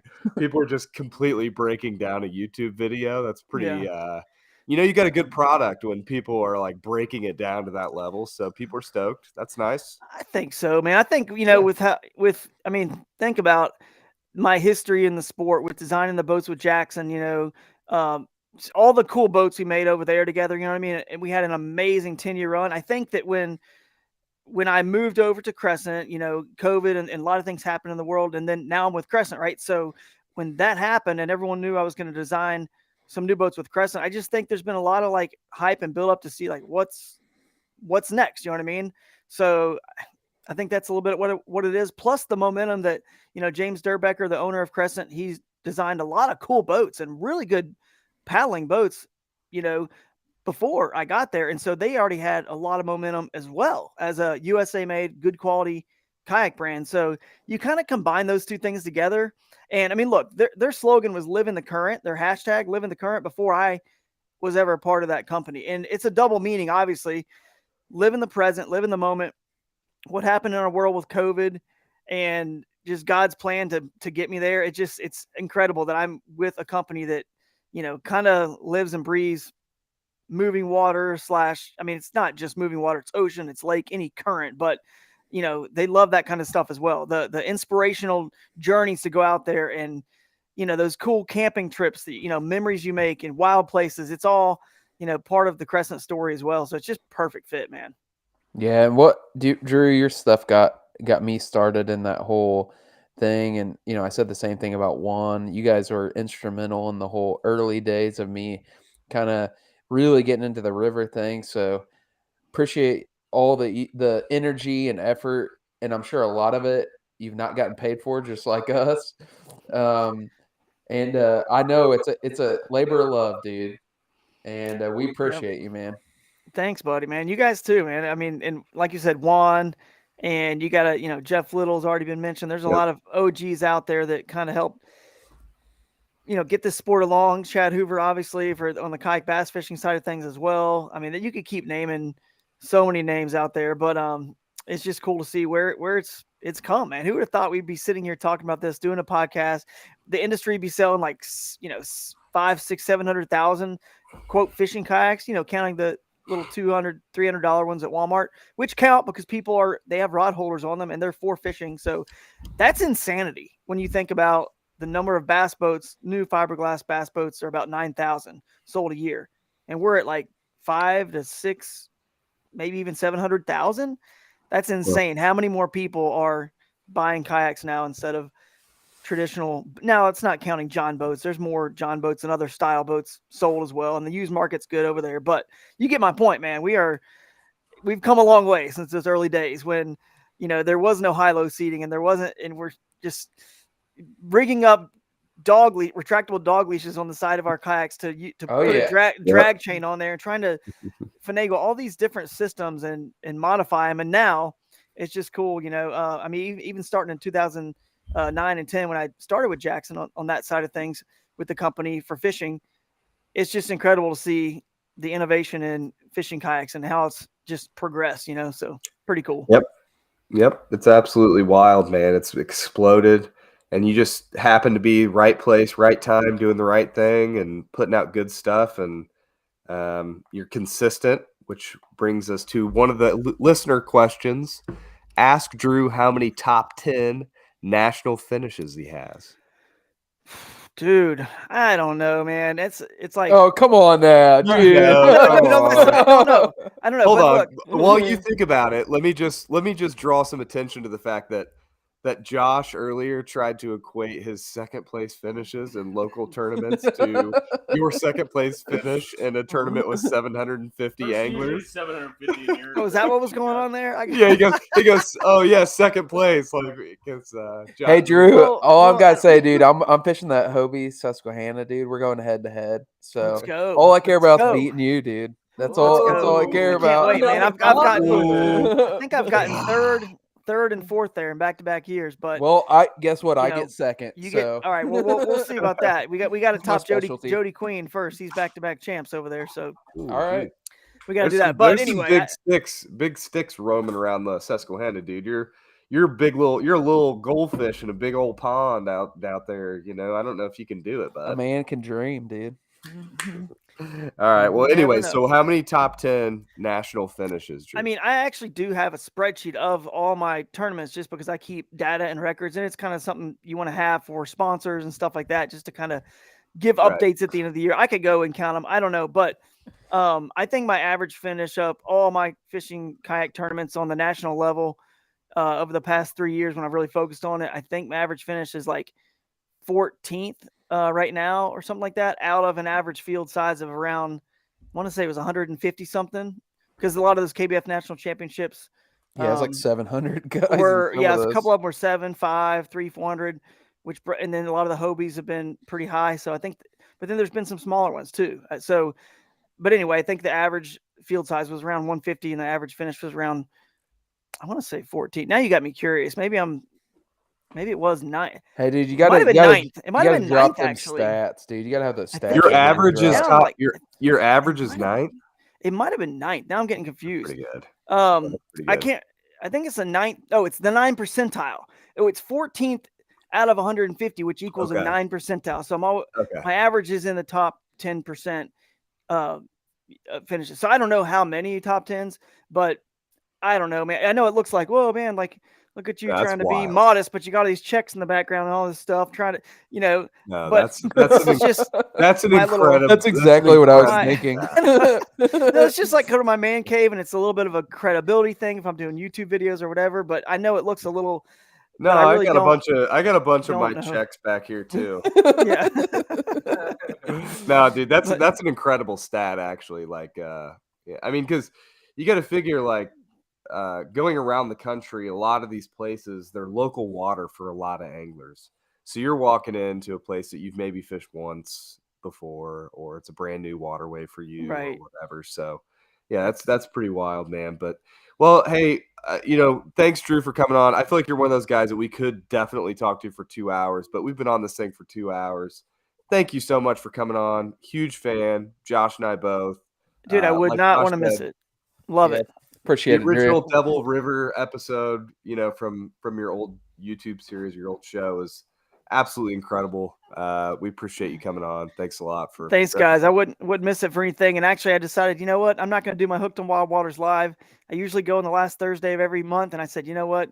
I saw y'all's posts, and I've been doing a lot of podcasts from the Win on Grand Lake and whatnot. So I decided, you know what, I'm going to push this back another week. This is a good time to celebrate what you guys are doing as well. Part of the river community as well, which is Smallie's obviously big time river fish. So just happy to be on here and be a part of this, man. It's pretty cool. Y'all are doing an incredible job. Keep it up, and can't wait to continue to listen to future episodes. Next 100, let's do it.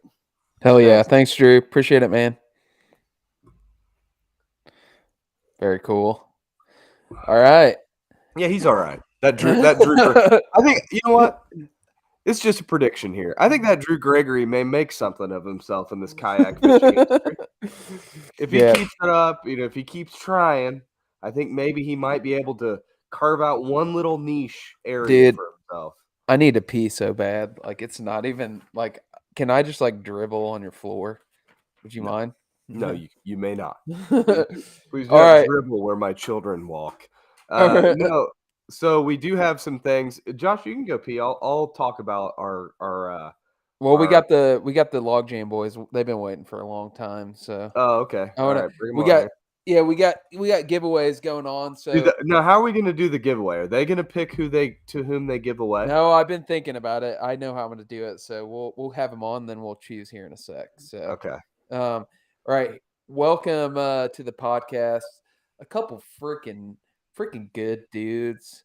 Got some Indiana boys, and they're jet boaters. They're Smallie guys. Freaking creek waders. Dave and Rob from Log Jam. What's up? What's up, guys? Hey. Dude, I love that. Congrats on 100. Thank you. Look at that. Look at that shirt, dude. That's freaking sick. That's cool. Dave, don't be repping Sims on here, dude. They're freaking. They're the problem with America. No, don't start on dude. Sims. We don't need that Sim stuff, dude. Put that log jam on, dude. I don't have a problem with being a small business where you're just kind of starting out, is you only have so many different things you can wear. So true.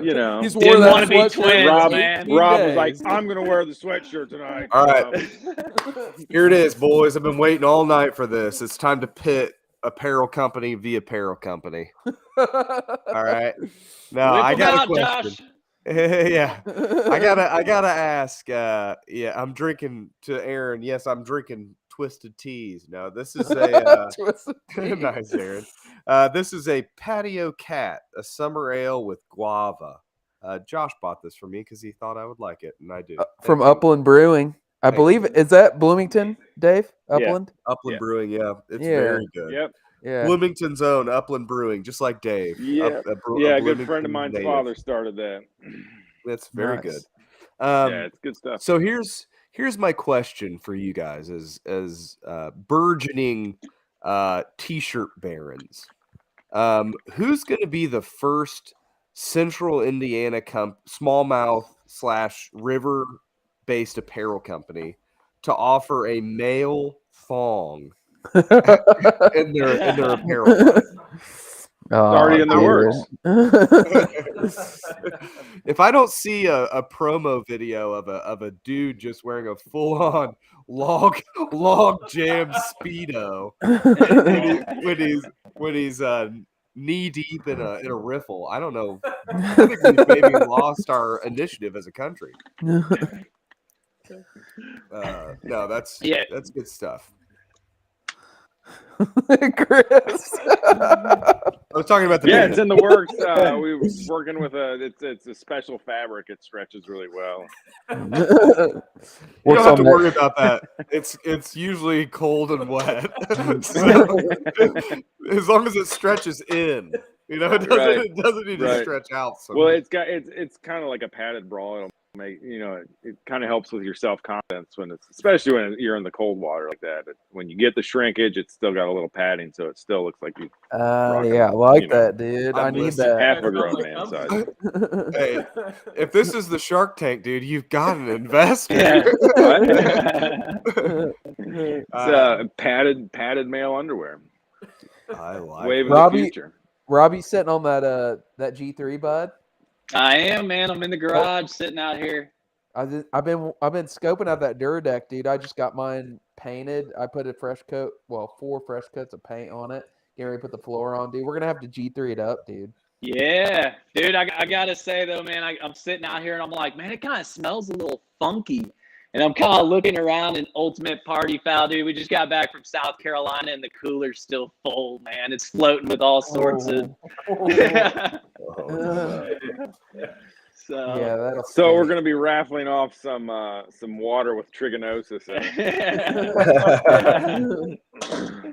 Oh Lord! All right, what do you boys? What do you boys bring as a giveaway for real? Actually, so we got a shirt that we actually haven't even posted anything on it. I just picked them up from the printers today. Which way are we going there? So that's the front.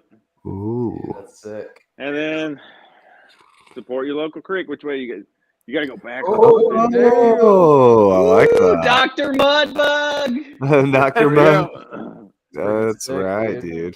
I like that. So, yeah. Dr. Mudbug is passed out right now, just dreaming. He's dreaming of fat chicks sticking their fist deep down the gullet of a flathead. Oh my God. All right.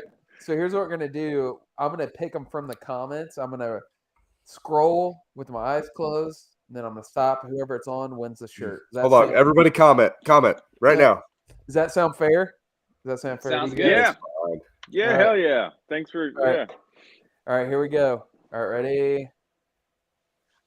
And it'll probably be Ryan Van Time, let's be honest.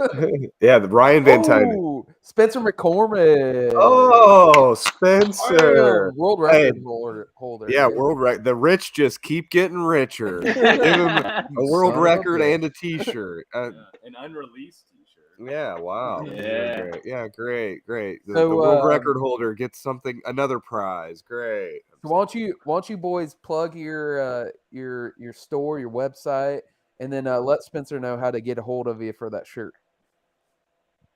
Dave, Yeah, okay, for sure. okay, yeah, go for it. I'm sorry. I was looking at the comments. I can only do one thing at a time. No, just plug your stuff, your store, your website. Hold on. Before you do that, hold on. Who's- Before you do that, I've got to inquire. Jeff Daly just commented, Dave low hugged me once. What the hell is he talking about, dude? It could be two things. I moonlighted at this glory hole off the interstate for a while.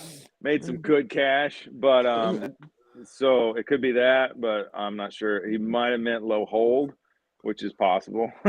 But yeah, I'm mesmerized by the comments. So sorry. So yeah, we're Log Jam Fishing Co. You could get us on Instagram. You could email me at Dave@LogjamFishingCo. I forget who the winner was. But yeah, Spencer that's rad. McCormick. Spencer, yeah, record guy. And yeah, get a hold of me, Spencer, and we'll get you hooked up for sure. Yeah, dude, Spencer's freaking. He holds. Is it multiple world records or just one? No, I think he has 2 or 3. Yeah, it's fly smallmouth on a certain tippet weight. So. Line class. But he broke one record that was he broke a lower tensile strength record with a higher fish. It's crazy, and he caught one this year that looked like it was every bit of 7.5 pounds. It looked like he has 3 records. He just commented. Oh wait, I have 3. Okay, freaking dude, come on. Okay, my bad. Hell yeah. Well, congrats, Spencer, and boys, thanks for coming on. We appreciate you. Hey, and real quick before we go, we're gonna be in Springfield, Ohio, doing our first creek clean this weekend. Oh yeah. So 9:30 Saturday morning. It's Old Reed Park. It's in Springfield, Ohio. We're gonna clean a stretch of river, and then afterwards, Lean's General Stores, who we're working with, it's their 1-year anniversary. So nice. Come check it out. We'll have sweatshirts. We'll have the new shirt, maybe a hat or two. Whatever fits in the truck. So yeah, well, I dig the crew neck. Sweater. Thank you, sir. It's the nicest sweatshirt you'll ever own. Yeah, I like that. They're amazing. They fit so good. Yeah, dude, I consider you guys kind of a sister company of ours, of Achigan, and Don't you know, take You that. are the Mr. Hand Yeah. to our Oh. Jeff Spicoli. Yes. Well, we've you know, we've talked a lot and kind of grew up at the same time as a company. So we appreciate you boys coming on, and yeah, look forward to seeing what you guys have, and yeah, have a good one. Catching freaking creek smallmouth, Dave. We'll keep. Hey, congrats on 100 episodes, man. Yeah. Thanks, guys. Appreciate it. You We'll guys keep having our us on. eyes out for that wading speedo, because I think that's got real potential. You know, Yeah, I I'm an think I got idea. held up in I'm a customs. big idea guy. So. All right, later, boys. See you guys. Later. Bye. All right, what are we down to here? All right, a Achigan giveaway. Hey, Yeah, Achigan Chris, you giveaway. got that? You got that shirt, dude? You've got one right next to you, and then you want to? Hang on, I'll hold it up so I can put it on if the boys want, but you know. Yeah, show them that shirt, dude. We got I put a picture of it up, of the fluke one. No. Put that Wait. close. This is for the fly boys. This is the fly one. Oh wait. Yeah, let me hold it up. I'll hold I it up got further it. away. I'll hold it up further away. Yeah, so There it's you got a go. little olive game changer on there. Show them the back there. Olive game changer. It's the bronze bent sun shirt.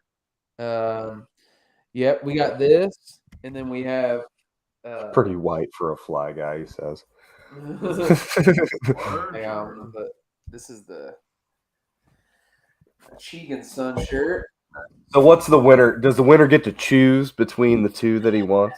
Yeah, I was gonna say I'll just give the winner a $55 gift card so they can hop on there and get them a new sun shirt. The sun shirts will be dropping tomorrow evening. So yeah. Jeremiah just tried to steal my shirt for the record. Maya, I got one for you, bud. All right, so I'm gonna close my eyes. I'm gonna scroll and stop. And freaking Ryan Van Time, dude, you got to freaking go on a freaking shirt. That's what you Hey, get way to increase your odds, Ryan. I like the game, dude. All right, Ryan, we got you one coming away, and then I also wanted to give away an entrance fee into Smallie games. So if you haven't checked it out, check out Smallie games. So I'm gonna also Ryan Van Tine. All right, so I'm gonna do this and stop. Let's see. Reed, I don't think you're signed up. Reed won. Nice. Little small games pack. So Reed, I'm gonna shoot you over one, dude. But yeah, dude. Thanks, guys. You know, the Achigan thing's been fun. It's taking up a lot of my time. Hope you guys like what we're putting out. We got a bunch of stuff coming out here in the next couple weeks. Some sun shirts. We got about 20 different hats coming out. We have Smallie Talk shirt, which Smallie Talk podcast is gonna benefit from those funds. So we're gonna get some better microphones, better equipment. We're gonna get a new boat. We're gonna be rich. But yeah, that'll be launching. I would say 3 weeks. We'll have those available. So, but yeah, so appreciate you guys. And then the last thing we have. Ready for that giveaway, Chris? Go ahead. Yeah, dude. It's time that we give away a river rat raft. It's being given away. No, so we are giving away. Part of our continuing sponsorship through River Rat USA. Can't spell raft without rat. Part of our continuing sponsorship was to give away a rat, or we got 2 new rafts for this year. So we talked with Brian about giving one away, and I think that we're going to give one to the Project Healing Waters guys from here in Indianapolis. So we're not, like I said at the beginning, we're not really going to give it away to a person, but we're going to give it to those guys. It looks like they're going to use it to get some of our wounded veterans out on the water a little bit more regularly. They're going to be able to drift, and a lot of those guys have disabilities. They're disabled veterans. They're guys that can't really get out and wade in a river that has a rocky bottom or mud or steep banks or whatever. Either they're older or they're disabled or whatever. So we're gonna donate that to the Project Healing Waters chapter here in Indiana. And we've already told them about it. There's been a bit of a delay with the raft company. They're getting a lot of orders and stuff like that, but we're going to deliver that here hopefully in the next few weeks, get that over to those guys and, let them do their thing. It's going to be, pretty great for them, hopefully. So anyway, appreciate those guys, appreciate everything that they've, sacrificed for us. And, we just want to give something back. So that's what we're doing. And thanks to the River Rat for being on board with it. We talked with Brian and he was like all about that. So 100% on board with it. It's he was very enthusiastic. He was I don't even know how the idea kind of came about to do it, but anyways, Brian was very, very on board to do that, which is great. An enthusiastic supporter of that idea and those guys. So anyways, we're really excited about it. I think I'm more excited about that really than I am about getting our new rafts. But anyways, those should be coming in the next few weeks. And then, do we have Nico stuff that we're giving away too? Yeah, so that was I kind of forgot about that. So Nico donated a few packs of soft plastics. So I'm gonna do a little thing here and pick one other guy. So let's scroll, and Brennan Petrowski won the Nico giveaway. So we got some Nico Helgies, we got some Nico freaking I can't remember, Super Neds, we got some Nico Leeches, and then Nico Tadpoles. So I'm gonna send those out. Ryan Dahl. Nico doesn't work. I'll take him. Hey Ryan. Oh yeah, we want to have Ryan on the pod. Yeah. Full episode. And for those who've been following Smallie games, Ryan and Jason Myers have both freaking dominated. And when I started Smallie games, I kind of was like, man, it's gonna be really fun. We're gonna figured I'd be up there, figured I'd be up there competing. Dude, it's done nothing but give me small dick syndrome. Dude, seeing those guys' orders come through, I'm like, holy Lord, like I'm not worthy. So Ryan, we're going to have you on as a guest. You can tell us all your spots and we will fish them out until there are no more smallmouth left. So but yeah, I think that's it, dude. Is that it? That's the whole. This is episode 100. Crazy. Freaking thank you to all the wet boys out there. We have the best interactive freaking audience fan base that you could ask for, and yeah, man, we're gonna get on it. We're gonna put some episodes together. We've been sandbagging for this 100th episode, so we got some good content coming for you guys. Chris has been out freaking donking giants. The Flyboy is gonna eat. So, and I'm gonna be out doing my thing. So we're gonna be having some cool guests on. Ryan Dole, I think we haven't even asked him. You can lose your headphones, Josh, so you don't have it echoing in your. I don't think you need them anymore. Yeah, maybe not. So you don't have to hear yourself because it is very distracting to hear your voice directly after what you're saying. Yeah. Yeah. But we have a lot of cool trips planned. Like we obviously have the May trip. We're on the Upper St. Croix, and then we have we're wanting to have Jeff Little on. So if Jeff Little's out there listening to this, Jeff, we want to have you on. And we just look forward to the next 100 episodes. It might be another 5 years before we get another 100 episodes uploaded. But just thanks to everybody, and freaking free the fighter. Free the fighter, baby. Thanks, everybody. What a, here's to 100 more, dude. Here it is. All right, thanks, boys. Appreciate it. Free the fighter. Bye. Oh, Katie was